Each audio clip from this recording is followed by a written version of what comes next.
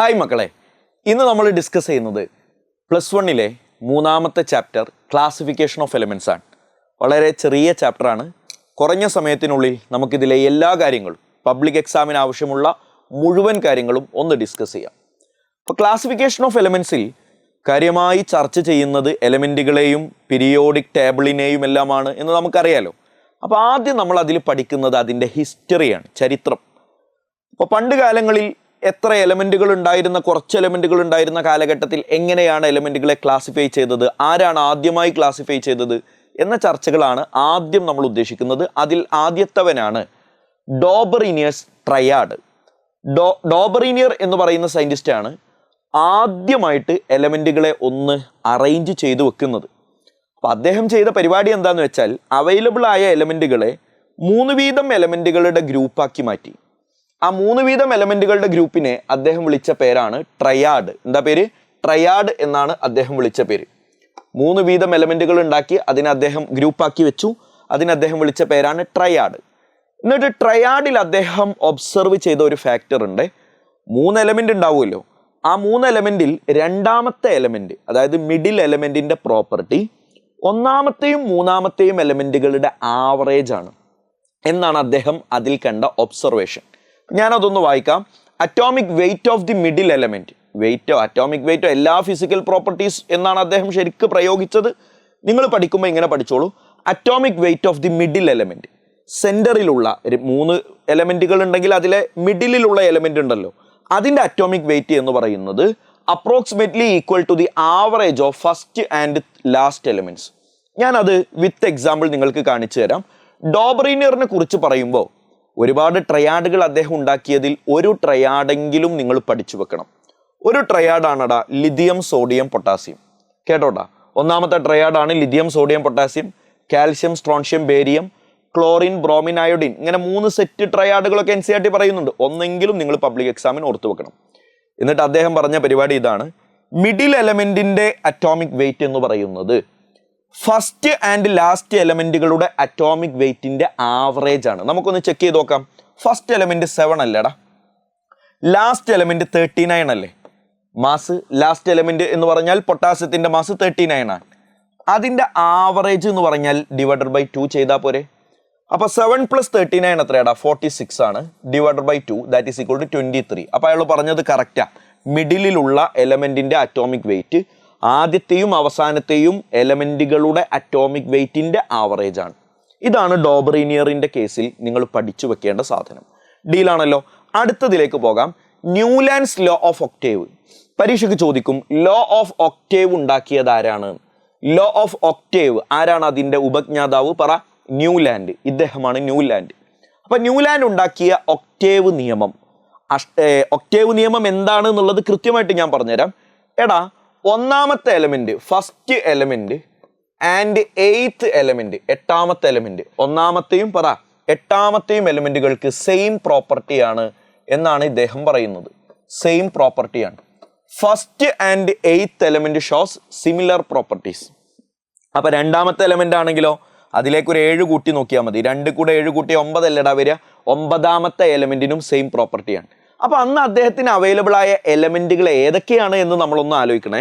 Lithium മുതലാണ് അദ്ദേഹം എഴുതി തുടങ്ങിയത്. ഓർക്കണേ, ലിഥിയം കഴിഞ്ഞ അടുത്ത ആളാരടാ?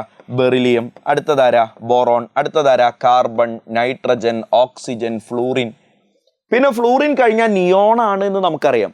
പക്ഷേ അദ്ദേഹത്തിൻ്റെ ഈ ന്യൂലാൻഡിൻ്റെ ഒക്ടേവ് നിയമത്തിൽ ആരില്ല? നോബിൾ ഗ്യാസുകളില്ല. നോബിൾ ഗ്യാസ് അന്നില്ല. അപ്പോൾ നോബിൾ ഗ്യാസ് ഇല്ലാത്ത ആൾക്കാരെ വെച്ച് പറഞ്ഞോളണം. Lithium, beryllium, boron, carbon, nitrogen, oxygen, fluorine. പിന്നെ നിയോൺ ഇല്ല. അത് കഴിഞ്ഞ് സോഡിയം, പിന്നെ ആരാ? മഗ്നീഷ്യം, അലുമിനിയം, സിലിക്കൺ, അങ്ങനെ പോകും. അപ്പോൾ ഒന്നാമത്തെ എലമെന്റ് എന്ന് പറഞ്ഞാൽ ആരാണ്? ലിഥിയം. 8ാമത്തെ എലമെന്റ് എന്ന് പറഞ്ഞാൽ ബെറിലിയം, ബോറോൺ 3, 4, 5, 6, 7, 8. ഇതല്ലടാ 8ാമത്തെ എലമെന്റ്. ലിഥിയത്തിനും സോഡിയത്തിനും സെയിം പ്രോപ്പർട്ടിയാണ് എന്ന് അദ്ദേഹം ഒബ്സർവ് ചെയ്തു. ഒന്നാമത്തെ എലമെന്റിനും 8ാമത്തെ എലമെന്റിനും. ആ 8 എന്നുള്ളതുമായി ബന്ധപ്പെട്ടാണ് ഈ നിയമത്തിന് അദ്ദേഹം ഒക്ടേവ് എന്ന് പേര് കൊടുത്തത്. അന്ന് അദ്ദേഹത്തിന് അവൈലബിൾ ആയ എലമെന്റുകളുടെ ലിസ്റ്റാണ് നിങ്ങളിപ്പോൾ ബോർഡിൽ കാണുന്നത്. ഞാൻ നേരത്തെ വായിച്ചത് ഓർക്കുന്നുണ്ടാകും. Lithium, beryllium, boron, carbon, nitrogen, oxygen, fluorine. പിന്നെ നോബിൾ ഗ്യാസ് ഇല്ല. Sodium, magnesium, aluminium, silicon, phosphorus, sulphur, chlorine. അത് കഴിഞ്ഞിട്ടുള്ള നോബിൾ ഗ്യാസും ഇല്ല. താഴെ നോക്കിയാൽ പൊട്ടാസ്യം, കാൽസ്യം. നോബിൾ ഗ്യാസുകൾ അദ്ദേഹത്തിൻ്റെ നിയമത്തിനെതിരാണ്. നോബിൾ ഗ്യാസുകൾ അന്നില്ല. പിന്നെ ലോ ഓഫ് ഒക്ടേവിൽ ആരില്ല എന്ന് ഓർത്ത് വെച്ചോളണം, നോബിൾ ഗ്യാസുകളില്ല. പിന്നെ അറ്റോമിക് വെയിറ്റ് അതിൻ്റെ കൂടെ ഇങ്ങനെ കൊടുത്തിട്ടുണ്ട്, അതിൽ വലിയ കാര്യമൊന്നുമില്ല. ന്യൂലാൻഡിൻ്റെ ഒക്ടേവ് നിയമം എന്താണെന്ന് അറിയുക, അദ്ദേഹത്തിൻ്റെ പേരറിയുക. പബ്ലിക് എക്സാം പോയിന്റ് ഓഫ് വ്യൂവിൽ നിങ്ങൾക്ക് അതേ ആവശ്യമുള്ളൂ. അടുത്തതാണ് very important one, Mendeleev's periodic table. ആരടാ? Mendeleev's periodic table. മെൻഡലീവിൻ്റെ പീരിയോഡിക് ടേബിൾ എന്താണെന്നും അത് എന്തൊക്കെയാണ് അതിൽ ഇൻക്ലൂഡഡ് ആയിട്ടുള്ളത്, അതിൻ്റെ മെറിറ്റ്, ഡിമെറിറ്റ്, ഇതൊക്കെ പരീക്ഷയ്ക്ക് തിരിച്ചും മറിച്ചും ചോദിക്കാറുണ്ട്. ആദ്യം നിങ്ങൾ പഠിക്കേണ്ടത് മെൻഡലീവ്സ് പീരിയോഡിക് ലോ ആണ്. മെൻഡലീവ്സ് പീരിയോഡിക് ലോ ആണ് ഞാനിപ്പോൾ ഡബിൾ ഇൻവെർട്ടഡ് കോമയിൽ ഇവിടെ എഴുതി വെച്ചിട്ടുള്ളത്. മെൻഡലീവ്സ് പീരിയോഡിക് ലോ എന്താണ്? Mendeleev's periodic law, the properties of elements are periodic function of their atomic weight. Properties of elements are പറ, periodic function of their atomic weight. Properties of elements are periodic functions of their atomic weight. 3 തവണ ഞാൻ പറഞ്ഞു. അതിലേറ്റവും പ്രധാനപ്പെട്ട വാക്ക് ഇതാണ്, atomic wait എന്നതാണ് ഇതിൽ ഏറ്റവും പ്രധാനപ്പെട്ട വാക്ക്. കാരണം എന്താണെന്ന് വെച്ചാൽ ഈ മെൻഡലീവിൻ്റെ പീരിയോഡിക് ലോ പറഞ്ഞാൽ എനിക്ക് അടുത്തതിന് പറയാനുള്ളത് മോഡേൺ പീരിയോഡിക് ലോ ആണ്. മോഡേൺ പീരിയോഡിക് ലോ ആവുമ്പോൾ ഈ അറ്റോമിക് വെയിറ്റ് എന്ന വാക്കിൽ മാത്രമേ മാറ്റുള്ളൂ, അത് അറ്റോമിക് നമ്പർ എന്നായിട്ട് മാറും. അപ്പോൾ ഒന്നുകൂടെ പറഞ്ഞേ, properties of elements are periodic function of their atomic weight. വെയിറ്റിൻ്റെ ഓർഡറിലാണ്, അറ്റോമിക് വെയിറ്റിൻ്റെ ഇൻക്രീസിങ് ഓർഡർ ഇങ്ങനെ വെച്ചാൽ അതേ ഓർഡറിലാണ് പീരിയോഡിസിറ്റി ഓഫ് പ്രോപ്പർട്ടീസ് എന്നാണ് ആര് പറയുന്നത്? പറ, മെൻഡലീവ് പറയുന്നത്. മെൻഡലീവിൻ്റെ പീരിയോഡിക് ലോയുടെ മെൻഡലീവിൻ്റെ പീരിയോഡിക് ടേബിളിൻ്റെ ഒരു ചിത്രമാണ് കാണിക്കുന്നത്. കൂടുതൽ അതിലേക്ക് നോക്കി ബുദ്ധിമുട്ടാവണ്ട. അതിൻ്റെ മെറിറ്റുകൾ, മെൻഡലീവിൻ്റെ പീരിയോഡിക് ടേബിളിൻ്റെ മെറിറ്റുകൾ വെരി ഇമ്പോർട്ടൻറ്റ്. പബ്ലിക് എക്സാമിന് ചോദിക്കുമ്പോൾ ഈ 3 പോയിന്റ് നിന്റെ ആൻസറിൽ ഉണ്ടായിരിക്കണം, മസ്റ്റ്. ഒന്ന് വായിച്ചോ, he left gaps for unknown elements. അന്ന് കണ്ടെത്തിയിട്ടില്ലാത്ത, അന്ന് അറിയപ്പെട്ടിട്ടില്ലാത്ത എലമെന്റുകൾക്ക് വേണ്ടി അദ്ദേഹം പീരിയോഡിക് ടേബിളിൽ ഗ്യാപ്പ് വിട്ടു. എടാ, അന്ന് അവൈലബിൾ ആയ എലമെന്റ് ഇങ്ങനെ അദ്ദേഹം അറേഞ്ച് ചെയ്തിട്ട് വരികയാണ് കേട്ടോ. അറ്റോമിക് വെയിറ്റിൻ്റെ ഇൻക്രീസിങ് ഓർഡറിൽ ഇങ്ങനെ അറേഞ്ച് ചെയ്ത് വരികയാണ്. അപ്പോൾ അയാൾക്ക് ഇങ്ങനെ തോന്നി ഇവിടെ ആരോ കണ്ടെത്താൻ ബാക്കിയുണ്ട് എന്ന്. അപ്പം അങ്ങനെ അവൈലബിൾ ആയ എലമെന്റ് വെച്ച് നോക്കിയപ്പോൾ അയാൾക്ക് തോന്നിയതാണ്. കാര്യം മുകളിലുള്ള ആളുമായിട്ട് ഒരു സിമിലാരിറ്റി ഇല്ല. അയാൾ ഒന്നും ഇങ്ങോട്ട് സ്ഥലം മാറ്റി വെച്ച് നോക്കിയപ്പോൾ കറക്റ്റായി. അപ്പോൾ ഇയാൾക്ക് ഇങ്ങനെ ഇടയിലൊരു ഗ്യാപ്പ് ഉള്ളതുപോലെ ഫീൽ ചെയ്തു. അയാൾ മനസ്സിലാക്കി അവിടെ ഇനി പുതിയൊരു എലമെന്റ് വരാനുണ്ട്, അതിപ്പോഴും കണ്ടെത്തിയിട്ടില്ലാത്തത് കൊണ്ടാണ് എന്ന് അദ്ദേഹം അന്ന് കണ്ടെത്തി. അദ്ദേഹം അന്ന് പ്രസ്താവിച്ചു. എന്താ പറയണേ? He left gaps for unknown elements. അന്ന് കണ്ടെത്തിയിട്ട് പോലും ഇല്ലാത്ത എലമെന്റുകൾക്ക് അദ്ദേഹത്തിന്റെ പീരിയോഡിക് ടേബിളിൽ അദ്ദേഹം സ്ഥലം വിട്ടിട്ടുണ്ടായിരുന്നു എന്നത് മെൻഡലീവിന്റെ വല്ലാത്തൊരു മെറിറ്റാണ്. അതിന് എക്സാമ്പിൾ ആണ് he left the gap under aluminium. Aluminium എന്ന എലമെന്റിന്റെ താഴെ അദ്ദേഹം സ്പേസ് വിട്ടു. അദ്ദേഹം അതിനെ എക്കാ അലുമിനിയം എന്ന് പേര് വിളിച്ചു. എന്താ പേര്? എക്കാ അലുമിനിയം എന്ന് പേര് വിളിച്ചു. കേട്ടിട്ടുണ്ടാകും, എക്കാ അലുമിനിയം എന്ന് പേര് വിളിച്ചു. ഇന്ന് അലുമിനിയത്തിന്റെ താഴെയുള്ള എലമെന്റ് ആരാണെന്ന് നമുക്കറിയാം, അത് സിലിക്കൺ ആണ്. ആരാടാ? സോറി, ബോറോൺ അലുമിനിയം ഗാലിയം ആണ്. ആരാടാ? ഗാലിയം ആണ്, ഗാലിയം. അപ്പൊ ഗാലിയമാണ് ഇന്ന് അലുമിനിയത്തിന്റെ താഴെ എന്ന് നമുക്കറിയാം, ഗാലിയം. ഓക്കെ, പക്ഷെ അന്ന് ഗാലിയത്തെ അദ്ദേഹത്തിന് അറിയില്ല. അതുകൊണ്ട് അദ്ദേഹം വിളിച്ച പേര് പറ, എക്കാ അലുമിനിയം എന്നാണ്. ഡീലാണല്ലോ മോനെ. എന്നതുപോലെ he left the gap under silicon. Silicon എന്ന എലമെന്റിന്റെ താഴെയും അദ്ദേഹം ഗ്യാപ്പ് ഇട്ടു. അന്ന് ആ എലമെന്റിനെ കണ്ടെത്തിയിട്ടില്ല. അതുകൊണ്ട് അദ്ദേഹം അതിനെ എക്കാ സിലിക്കൺ എന്ന് പേരിട്ടു. എന്താ പേര്? Eka silicon. ഇന്ന് നമുക്കറിയാം അത് ജർമാനിയമാണെന്ന്. ആരടാ? ജർമാനിയം. ഈ 2 പേരുകൾ ഓർത്ത് വെച്ചോളണേ. ആരാണ് എക്കാ സിലിക്കൺ, ആരാണ് എക്കാ അലുമിനിയം എന്ന് പച്ചക്ക് തന്നെ ചോദിക്കാറുണ്ട്. എക്കാ അലുമിനിയം ആരാണടാ? ഗാലിയമാണ്. എക്കാ സിലിക്കൺ ആരാണടാ? പറ, ജർമാനിയമാണ്. പഠിച്ചല്ലോ. Modern periodic law. Modern periodic law ഞാൻ നേരത്തെ പറഞ്ഞു, പ്രൊപ്പോസ്ഡ് ബൈ ഹെൻറി മോസ്ലി. മറക്കരുത് ഇവനെ. മോഡേൺ പീരിയോഡിക് ലോ പ്രൊപ്പോസ് ചെയ്ത സയന്റിസ്റ്റിന്റെ പേര് മറക്കല്ലേ മോനെ. ആരാ? Henry Moseley. എന്താ മോഡേൺ പീരിയോഡിക് ലോ എന്ന് ഞാൻ നേരത്തെ പറഞ്ഞു. മെൻഡലീവിന്റെ പീരിയോഡിക് ലോയിലെ അറ്റോമിക് വെയിറ്റ് എന്ന വാക്ക് മാറ്റിയിട്ട് അറ്റോമിക് നമ്പർ എന്നങ്ങോട്ട് ആക്കി കൊടുത്താൽ മതി. The physical and chemical properties of the elements are periodic function of their atomic number. എടാ ഫിസിക്കൽ ആൻഡ് കെമിക്കൽ പ്രോപ്പർട്ടീസ് എന്നൊക്കെ പറയാനും ഓർക്കാനൊക്കെ ബുദ്ധിമുട്ടുണ്ടെങ്കിൽ ജസ്റ്റ് ഇങ്ങനെ അങ്ങോട്ട് ഓർക്ക്. പ്രോപ്പർട്ടീസ് ഓഫ് ദി എലമെന്റ്സ് അവിടെ നിന്ന് അങ്ങോട്ട് പഠിച്ചാൽ മതി. നീ properties of the elements are periodic function of their atomic number. കണ്ടില്ലേ, മെന്റലീവിന്റെ പീരിയോഡിക് ലോയിൽ എന്താ നമ്മൾ പറഞ്ഞ്? Properties of elements are periodic function of their atomic weight എന്നല്ലടാ പറഞ്ഞേ. ഇത് അറ്റോമിക് നമ്പർ ആണ് എന്ന് ഓർക്കുക. പഠിച്ചില്ലേ? ഏത് മോഡേൺ പീരിയോഡിക് ലോയിൽ അത് അറ്റോമിക് നമ്പർ ആണ് എന്ന് മാത്രം ഓർക്കുക. ബാക്കി നമുക്ക് വഴിയേ വരുന്നുണ്ട്. വളരെ ഇതാണ് നമ്മുടെ മോഡേൺ പീരിയോഡിക് ടേബിൾ. എല്ലാവർക്കും അറിയാവുന്ന കാര്യമാണ് മോഡേൺ പീരിയോഡിക് ടേബിൾ. ഇതിലിപ്പോൾ നോക്കിയിട്ട് നമുക്ക് എന്ത് പഠിക്കാനാ? അടുത്തയിലേക്ക് പോകാം. Nomenclature of elements with atomic number greater than 100. ഇതിന്റെ ആവശ്യകത നിങ്ങൾ ചിലപ്പോൾ സ്കൂളിലൊക്കെ കേട്ടിട്ടുണ്ടാകും. അതായത് ഞാനിപ്പോൾ എൻ്റെ വീട്ടിൽ വെറുതെ അങ്ങനെ ഇരുന്നപ്പോൾ ഒരു എലമെന്റിനെ അങ്ങോട്ട് കണ്ടെത്തി എന്ന് വിചാരിക്കുക. ഒരു പുതിയ എലമെന്റിനെ കണ്ടെത്തി. ആ പുതിയ എലമെന്റിന്റെ അറ്റോമിക് നമ്പർ 119 ആണെന്ന് വെറുതെ വിചാരിക്കുക. 119 വെറുതെ വിചാരിക്കുക. അങ്ങനെ ഒരു എലമെന്റിനെ കണ്ടെത്തിയാൽ ഞാനിത് ആരെ വിവരം അറിയിക്കണം? IUPACയെ വിവരം അറിയിക്കണം. IUPACയെ കുറിച്ച് നിങ്ങൾ കേട്ടിട്ടുണ്ടാവുമല്ലോ. അപ്പോൾ IUPAC ഒരു പഠനം നടത്തും. ഞാൻ തന്നെയാണ് ഇത് കണ്ടെത്തിയത്, അത് വേറെ ആരുടേതും ഞാൻ അടിച്ചു മാറ്റിയതല്ല, അതല്ലെങ്കിൽ വേറെ ആരും എനിക്ക് മുമ്പ് ഇത് കണ്ടെത്തിയിട്ടില്ല എന്നെല്ലാം ഉറപ്പിച്ചതിന് ശേഷമേ ഞാൻ അതിന് സജസ്റ്റ് ചെയ്യുന്ന പേര് മുഹ്സിനിയം എന്നാണ് ഞാൻ അതിന് പേരിടാൻ തീരുമാനിച്ചത്. മുഹ്സിനി എന്ന് പേരിടണമെങ്കിൽ ആദ്യം അതിനെക്കുറിച്ച് IUPAC ഒരു സ്റ്റഡി നടത്തണം. അതുവരെ IUPAC പറയുന്ന ഈ ടേബിൾ പ്രകാരമായിരിക്കണം ആ എലമെന്റിന്റെ പേര്. എന്താണെന്നറിയോ? 0 വന്നാൽ നിൽ എന്ന് ചേർക്കണം. 1 വന്നാൽ നിങ്ങൾക്ക് അറിയാവുന്ന കാര്യം തന്നെ. 1 വന്നാൽ അൺ, 2 വന്നാൽ bi, 3 tri, 4 quad, pent, hex, sept, oct, en. ഈ നമ്പറുകളാണ്. ഈ ഓരോ നമ്പറുകൾക്കും ഓരോ നമ്പറിനും അനുസരിച്ച് ഈ നെയിമുകളാണ് നിങ്ങൾ ചേർക്കേണ്ടത്. 119 എന്നല്ലടാ ഞാനിപ്പോൾ കണ്ടെത്തിയ അറ്റോമിക് നമ്പർ. ഞാനിപ്പോൾ കണ്ടെത്തിയിട്ടുള്ള എലമെന്റിന്റെ അറ്റോമിക് നമ്പർ 119 ആണ്. 1 എന്ന് വന്നാൽ എന്ത് ചേർക്കണം എന്നാ ഞാൻ പറഞ്ഞ്? അൺ ചേർക്കണം. ശരിയല്ലേ? അപ്പൊ ഞാൻ ചേർത്തു, അൺ എന്ന് ചേർത്തു. പിന്നെയും 1 ആണ്. 119 ആണല്ലോ, വീണ്ടും 1 ആണ്. അപ്പൊ വീണ്ടും ചേർത്തു, അൺ. പിന്നെ ഏതാ? 9 ആണ്. 9 വന്നാൽ എൻ എന്ന് ചേർക്കണം. ശരിയല്ലടാ? എൻ. പിന്നെ അവസാനത്തിൽ ഒരു IUM ചേർക്കണം. അപ്പൊ എന്താ ഈ പേര്? അൺഎന്നിയം എന്നാണ് അതിന്റെ പേര്. പഠിച്ചോ? അൺഎന്നിയം എന്നാണ് അതിന്റെ പേര്. ഇതാ കേട്ടോ, atomic number Z is equal to 120. Hello, atomic number Z is equal to 120. 1 വന്നാൽ അണ്ണ് ചേർക്കണം, 2 വന്നാൽ ബൈ ചേർക്കണം, 0 വന്നാൽ നിൽ ചേർക്കണം. ശരിയല്ലടാ? നിൽ, IUM. ലാസ്റ്റ് IUM ആവശ്യത്തിന് ചേർക്കുക. അൺബൈനിലിയം. അപ്പൊ തിരിച്ചു മറിച്ചൊക്കെ ചോദിക്കാം. അറ്റോമിക് നമ്പർ തന്നിട്ട് പേര് ചോദിക്കാം, പേര് തന്നിട്ട് അറ്റോമിക് നമ്പർ ചോദിക്കാം. ഫോർ എക്സാമ്പിൾ, പണ്ട് പരീക്ഷയ്ക്ക് ചോദിച്ച ഒരാളാണ് അണ്ണിലുണ്ണിയം. കേട്ടിട്ടുണ്ടാകും. അണ്ണിലുണ്ണിയം എന്ന് കേട്ടിട്ടുണ്ടോ നിങ്ങൾ? ഇതാ ആരൊക്കെയാണെന്ന് നോക്കിയേ. അണ്ണിൽ അണ്ണിയം എന്നാണ്. അണ്ണിൽ അണ്ണിയം. അൺ എന്ന് പറഞ്ഞാൽ 1, നിൽ എന്ന് പറഞ്ഞാൽ 0, അൺ എന്ന് വീണ്ടും വന്നു 1, 101. പഠിച്ചോ? IUM അവസാനത്തിൽ വെറുതെ ആവശ്യത്തിന് ചേർത്തു. അപ്പൊ അണ്ണിൽ അണ്ണിയം എന്ന് പറഞ്ഞാൽ 101 ആണ് അറ്റോമിക് നമ്പർ എന്ന് തിരിച്ചും മറിച്ചും ഒക്കെ പരീക്ഷയ്ക്ക് ചോദിക്കാറുണ്ട്. ശരിക്കും ടേബിൾ ഒന്ന് പഠിച്ചു വെച്ചോളണം. അടുത്തത് നമ്മൾ പറയുന്നത് ഇലക്ട്രോണിക് കോൺഫിഗറേഷൻ ആണ്. എടാ അറ്റോമിക് നമ്പർ തന്നാൽ ഇലക്ട്രോണിക് കോൺഫിഗറേഷൻ എഴുതാനുള്ള വഴിയൊക്കെ നിങ്ങൾ പഠിച്ചിട്ടുള്ളതാണ്. എന്നാലും എൻ്റെ ഒരു പേടി മാറാൻ ഞാൻ നിങ്ങൾക്ക് ഇതൊന്നുകൂടെ ഒന്ന് ചെറിയ രൂപത്തിൽ ഒന്ന് എക്സ്പ്ലെയിൻ ചെയ്തു തരുന്നുണ്ട്. എടാ ഇഷ്ടപ്പെട്ട ഒരു atomic number Z is equal to 17 ആണെന്ന് വിചാരിക്കുക. Z is equal to 17. അപ്പൊ നമ്മൾ എങ്ങനെയാ അതിനെ എഴുതാറുള്ളത്? 1s2 ഓഫ് ബാ പ്രിൻസിപ്പിളിനൊക്കെ മനസ്സിൽ ധ്യാനിച്ച് സ്ട്രക്ചർ ഓഫ് ആറ്റത്തിൽ നിങ്ങൾ പഠിച്ചതല്ലേ? 2s2, 2p6, 3s2, 3p5 എന്നല്ലേടാ ഉണ്ടാവുക. ആ ടോട്ടൽ 17 ആവണല്ലോ. 2 2 4, 4 6 10, 10 2 12, 12 5 17 ഇലക്ട്രോൺസ് ആയി.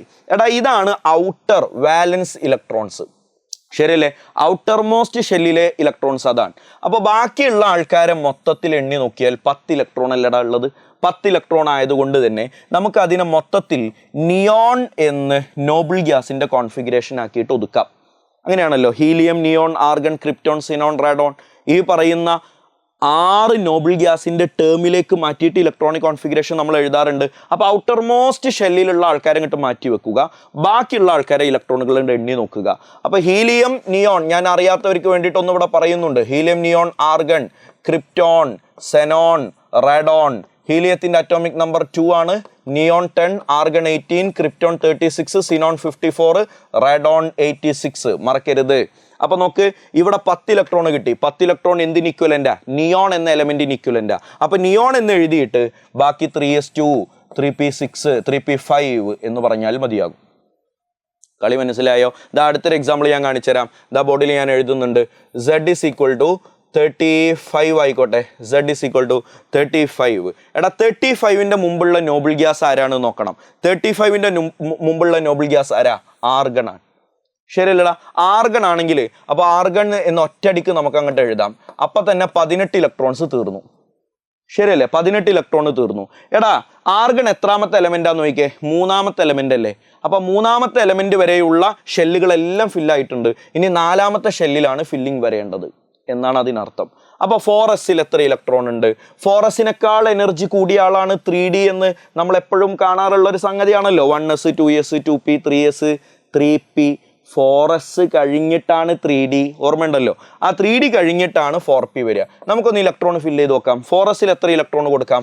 2 എണ്ണം കൊടുക്കാം. അപ്പൊ 2ഉം 18ഉം 20ആയി. ഇവിടെ 10 എണ്ണം കൊടുക്കാം. 20ഉം 10ഉം 30ആയി. 35 ആവാൻ ബാക്കി ഇനി 5 എണ്ണം കൂടി കൊടുത്താൽ മതിയാകും 4p5. നിങ്ങൾക്ക് മനസ്സിലായോ? ഇതാ അടുത്തൊരു എക്സാമ്പിളും കൂടി ഞാൻ കാണിച്ചു തരാം. ഇതാ Z is equal to, ഇതാ പെട്ടെന്ന് നോക്കണേ, Z is equal to 20. എങ്ങനെയാ ചെയ്യുക? ഞാൻ നേരത്തെ പറഞ്ഞതുപോലെ 20ക്ക് തൊട്ട് മുമ്പുള്ള നോബിൾ ഗ്യാസ് ആർഗൺ ആണ്, എനിക്കറിയാം, ഞാൻ എഴുതി. അപ്പൊ 18 ഇലക്ട്രോണിന്റെ ഇടപാട് അവിടെ കഴിഞ്ഞു. ആർഗൺ 3ാമത്തെ എലമെന്റ് ആണ്. അപ്പൊ 3 ഷെല്ല് കംപ്ലീറ്റ് ആയി. 4ാമത്തെ ഷെല്ലിലാണ് ഇനി ഇലക്ട്രോൺ. അപ്പൊ 4sൽ തുടങ്ങണം. 20 ആകാൻ ആകെ 2 ഇലക്ട്രോൺ മതി. 4s2. പരിപാടി കഴിഞ്ഞു. ഇങ്ങനെയല്ലേ ഇലക്ട്രോണിക് കോൺഫിഗറേഷൻ? ഇനി ഈ ഇലക്ട്രോണിക് കോൺഫിഗറേഷൻ കിട്ടിക്കഴിഞ്ഞാൽ ആ എലമെന്റിന്റെ ഗ്രൂപ്പ്, പീരീഡ്, ബ്ലോക്ക് ഇത്യാദി കാര്യങ്ങളൊക്കെ കാണുക എന്ന പണിയാണ് ഇനി ബാക്കിയുള്ളത്. എടാ നമുക്കറിയാം, ഇതാ കേട്ടോട്ടാ, ഇതാ ഞാനിവിടെ എഴുതുന്നുണ്ടേ, നിങ്ങളും എൻ്റെ കൂടെ എഴുതിക്കൊള്ളണേ. ഒരാളുടെ ബ്ലോക്ക് കാണാൻ ഞാൻ ഇനി പറയുന്ന പണിയെടുക്കുക. Last letter. ബ്ലോക്ക് കാണാനുള്ള വഴി എന്താടാ? Last letter. എന്താന്ന് ഞാൻ പറഞ്ഞുതരാം. ഒരാളുടെ പീരീഡ് കാണാൻ, കേട്ടോട്ടാ, പീരീഡ് കാണാൻ ഫസ്റ്റ് നമ്പർ. ആരാടാ? First number. ഗ്രൂപ്പ് കാണാൻ, കേട്ടോളണേ, ഗ്രൂപ്പ് കാണാൻ ഞാൻ ഇനി പറയുന്ന പണിയൊക്കെ എടുക്കണേ. എന്താന്നൊക്കെ ഞാൻ പറഞ്ഞുതരും. S ബ്ലോക്ക് ആണെങ്കിൽ X, P ബ്ലോക്ക് ആണെങ്കിൽ X+12, D ബ്ലോക്ക് ആണെങ്കിൽ X+2, F ബ്ലോക്ക് ആണെങ്കിൽ 3. ഇതാണ് കാര്യം. എന്താന്ന് ഞാൻ പറഞ്ഞുതരാം. ഇപ്പൊ ഇതിലേക്ക് ഞാൻ ഇനി തിരിച്ചു വരൂ കേട്ടോ. അപ്പൊ ഞാൻ ഇതിന്റെ എക്സാമ്പിൾസ് ഒന്ന് കാണുകയാണ്. ബ്ലോക്ക് എന്ത് നോക്കണം? Last letter. എല്ലാവരും വീഡിയോ പോസ്റ്റ് ചെയ്തിട്ട് ഇതൊന്ന് എഴുതി വെച്ചോ. എന്താന്ന് കൃത്യമായിട്ട് ഞാൻ പറഞ്ഞുതരാം. ബ്ലോക്ക് ലാസ്റ്റ് ലെറ്റർ ആണ്. ഇത് ഞാൻ ഈ എക്സാമ്പിൾ, ഇത് തൊട്ട് മുമ്പ് നമ്മൾ ചെയ്ത എക്സാമ്പിൾ ആണ്. അതിൽ ഞാൻ ബ്ലോക്ക് ഏതാണെന്ന് നോക്കാൻ പോവാണ്. ബ്ലോക്ക് നോക്കിയപ്പോൾ ലാസ്റ്റ് ലെറ്റർ, ഇത് ഇങ്ങനെ എഴുതി പോയപ്പോൾ ലാസ്റ്റ് ലെറ്റർ S അല്ലേ? അപ്പൊ എനിക്ക് മനസ്സിലായി S ബ്ലോക്ക് ആണ്. കളി മനസ്സിലായില്ലേ? ഇതാ നോക്കിക്കോ. പീരീഡ് കാണാൻ ഫസ്റ്റ് നമ്പർ എന്ന് പറഞ്ഞാൽ ആർഗൺ എന്നങ്ങോട്ട് കഴിഞ്ഞാൽ കാണുന്ന ഫസ്റ്റ് നമ്പർ ഏതാടാ? 4 അല്ലേ? അതാണ് പീരീഡ്. പഠിച്ചില്ലേ? അപ്പൊ പീരീഡ് ഏതാന്ന് ചോദിച്ചാൽ 4th പീരീഡ്. ഞാൻ ഈ പറയുന്ന മെത്തേഡിൽ എഴുതുമ്പോഴാണ് കേട്ടോ ഇത്. ഞാൻ ഈ പറയുന്ന മെത്തേഡിൽ എഴുതി കഴിഞ്ഞാൽ നിങ്ങൾക്ക് ലാസ്റ്റ് ലെറ്റർ കാണാനും ഫസ്റ്റ് നമ്പർ കാണാനൊക്കെ എളുപ്പമായിരിക്കും. അതുവഴി നമുക്ക് ബ്ലോക്കും പീരീഡും ഒക്കെ എഴുതാൻ പറ്റും. ഇനി പറ, ഇതിപ്പോൾ ഏതാ ബ്ലോക്ക്? S അല്ലേ? S ബ്ലോക്ക് ആണെങ്കിൽ ഗ്രൂപ്പ് കാണാനുള്ള വഴി ഞാൻ എന്താ പഠിപ്പിച്ചേ? X എന്താന്ന് അറിഞ്ഞാലല്ലേടാ ബ്ലോക്ക് ഗ്രൂപ്പ് കാണുന്നതിൽ അർത്ഥമുള്ളൂ. ഗ്രൂപ്പ് എന്താന്ന് ഞാൻ പറഞ്ഞുതരാം. ഗ്രൂപ്പ് S ബ്ലോക്ക് ആണെന്ന് മനസ്സിലായിട്ടുണ്ട്. ആ S ബ്ലോക്ക് ആണെന്ന് എനിക്ക് മനസ്സിലായത് എങ്ങനെയാണ്? ഇതിൻ്റെ അവസാനത്തെ ലെറ്റർ S ആയതുകൊണ്ടല്ലേ. അതിലെത്ര ഇലക്ട്രോൺ ഉണ്ട് എന്ന് കണ്ണ് തുറന്ന് കാണ്. അതിലെത്ര ഇലക്ട്രോൺ ഉണ്ടടാ? 2 ഇലക്ട്രോൺ അല്ലേ ഉള്ളത്. ആ 2 ഇലക്ട്രോണുകളാണ് എക്സിന്റെ വാല്യൂ. ആ 2നെ നമ്മൾ വിളിക്കുന്ന പേരാണ് എക്സ്. ലാസ്റ്റ് സബ്ഷെല്ലിലെ ലാസ്റ്റ് ഓർബിറ്റലിൽ എത്ര ഇലക്ട്രോൺ ഉണ്ട് നോക്കുക. ലാസ്റ്റ് സബ്ഷെൽ കോൺഫിഗറേഷൻ എത്ര ഇലക്ട്രോൺ ഉണ്ട് നോക്കുക. അതിനെ വിളിക്കുന്ന പേരാണ് എക്സ്. അപ്പൊ മക്കളെ, നിങ്ങൾക്ക് എന്തെങ്കിലും മനസ്സിലാവാത്തതുണ്ടെങ്കിൽ അത് മനസ്സിലാക്കാൻ ഞാനിതാ അടുത്ത ഇതിന്റെ തൊട്ട് മുമ്പ് ചെയ്ത എക്സാമ്പിൾസിലേക്ക് ഒന്നുകൂടെ പോവാൻ പറയണേ. ഇതിലെ ബ്ലോക്ക് ആരാണ്? ഇതിന്റെ ബ്ലോക്ക് ആരാണ്? ഇതിലെ പീരീഡ് ആരാണ്? ഇതിലെ ഗ്രൂപ്പ് ആരാണ് എന്നെല്ലാം പറയാൻ പോവാണ്. ശരിക്കും ശ്രദ്ധിച്ചോ. ബ്ലോക്ക് ആരാണെന്നാ ഞാൻ പറഞ്ഞേ? Last letter. ഇങ്ങനെ പോയപ്പോൾ കണ്ടു P-ലാണ് ലാസ്റ്റ് ലെറ്റർ. അപ്പൊ P ബ്ലോക്കാണ്. കിട്ടിയില്ലേ? പീരീഡ് എന്ന് പറഞ്ഞാൽ ഈ ഇലക്ട്രോണിക് കോൺഫിഗറേഷൻ എഴുതിയതിലെ ഫസ്റ്റ് നമ്പർ 4 ആണ്. ഗ്രൂപ്പ് കാണാൻ ഞാനിവിടെ എഴുതി. ഗ്രൂപ്പ് കാണാൻ P ബ്ലോക്ക് ആണെങ്കിൽ എക്സിൻ്റെ കൂടെ 12 ചേർക്കണം, എക്സ് പ്ലസ് 12 ചെയ്യണം. എടാ ഇവിടെ എക്സ് എത്രയാണ്? ലാസ്റ്റ് സബ്ഷെല്ലിലെ ഇലക്ട്രോണുകളുടെ എണ്ണമാണ് എക്സ് എന്ന് ഞാൻ ഇപ്പോഴല്ലേടാ പറഞ്ഞേ. അതിലേക്ക് 12 ചേർക്കണം. ഇവിടെ 5 ആണ്. 5 + 12 = 17 എന്ന് വരും. മനസ്സിലായോ? നിങ്ങൾ എൻ്റെ പൊന്നു മക്കൾ ചെയ്യേണ്ട ഒരു പണിയുണ്ട്. വീഡിയോ ഒന്ന് പോസ് ചെയ്തിട്ട് ഇതിൽ നമ്മൾ ആദ്യം ചെയ്ത എക്സാമ്പിളില്ലേ, Z = 17, അയാളുടെ ഗ്രൂപ്പ് ഏതാണ്, ബ്ലോക്ക് ഏതാണ്, പീരീഡ് ഏതാണെന്നൊന്ന് ജസ്റ്റ് നിങ്ങളൊന്ന് കമൻറ്റ് ചെയ്യും. എപ്പോൾ കമൻറ്റ് ചെയ്യാനാ? ക്ലാസ് കഴിഞ്ഞിട്ട് കമൻറ്റ് ചെയ്യാനാണോ? അല്ല, ഇപ്പോൾ തന്നെ വീഡിയോ പോസ് ചെയ്തിട്ട് ഇതിലെ ഈ പറഞ്ഞ Z = 17 എന്ന് പറയുന്ന ഈ ഇലക്ട്രോണിക് കോൺഫിഗറേഷൻ്റെ ഗ്രൂപ്പ് ഏതാണ്, പീരീഡ് ഏതാണ്, ബ്ലോക്ക് ഏതാണ്, ആദ്യം ബ്ലോക്ക്, പിന്നെ പീരീഡ്, പിന്നെ ഗ്രൂപ്പ്, ഒന്ന് കമൻറ്റ് ചെയ്തേക്കണേ. അതിലെന്തെങ്കിലും മിസ്റ്റേക്ക് ഉണ്ടെങ്കിൽ ഞങ്ങൾ ഇടപെടും. നിങ്ങൾ കൃത്യമായിട്ടൊന്ന് കമൻറ്റ് ചെയ്തേക്കണേ. നല്ല മനസ്സോടെ ഒന്ന് ചെയ്തു തരണേ. നമുക്കതൊക്കെ ഒന്ന് മനസ്സിലാക്കാനാണ് ഞാനിങ്ങനെ പറയുന്നു. നിങ്ങളിതൊക്കെ കേൾക്കുന്നുണ്ടോ ഇല്ലയെന്ന് നമുക്ക് മനസ്സിലാവണമല്ലോ. അതിന് വേണ്ടിയിട്ടാണ്. പൊന്നു മക്കളൊന്ന് സഹകരിക്കണേ. അതൊരു വർക്കായിട്ട് ഞാൻ നിങ്ങളെ ഏൽപ്പിക്കുകയാണ്. ഒന്ന് കമൻറ്റ് ചെയ്ത്. ഓക്കെ, അപ്പോൾ പീരീഡ് എങ്ങനെ കാണാം, ഗ്രൂപ്പ് എങ്ങനെ കാണാം, ബ്ലോക്ക് എങ്ങനെ കാണാം എന്നൊക്കെ ഞാൻ നിങ്ങൾക്ക് പറഞ്ഞു തന്നു. ഇനി നമ്മൾ കുറച്ച് തിയററ്റിക്കൽ ഏരിയയാണ്. ഞാനൊന്ന് പെട്ടെന്ന് എക്സ്പ്ലെയിൻ ചെയ്തു തരും. ഇതിൻ്റെ നോട്ടുകളെല്ലാം ഈ PPT നിങ്ങൾക്ക് തരുന്നുണ്ട്, ഈ ബോർഡിലുണ്ട്. നിങ്ങൾക്ക് സ്ക്രീൻഷോട്ട് എടുക്കുകയോ വീഡിയോ പോസ് ചെയ്തിട്ട് എഴുതിയെടുക്കുകയോ ചെയ്യാം. എന്താ ഏതാന്നൊക്കെ ഞാൻ വളരെ പെട്ടെന്നൊന്ന് എക്സ്പ്ലെയിൻ ചെയ്തു തരാം.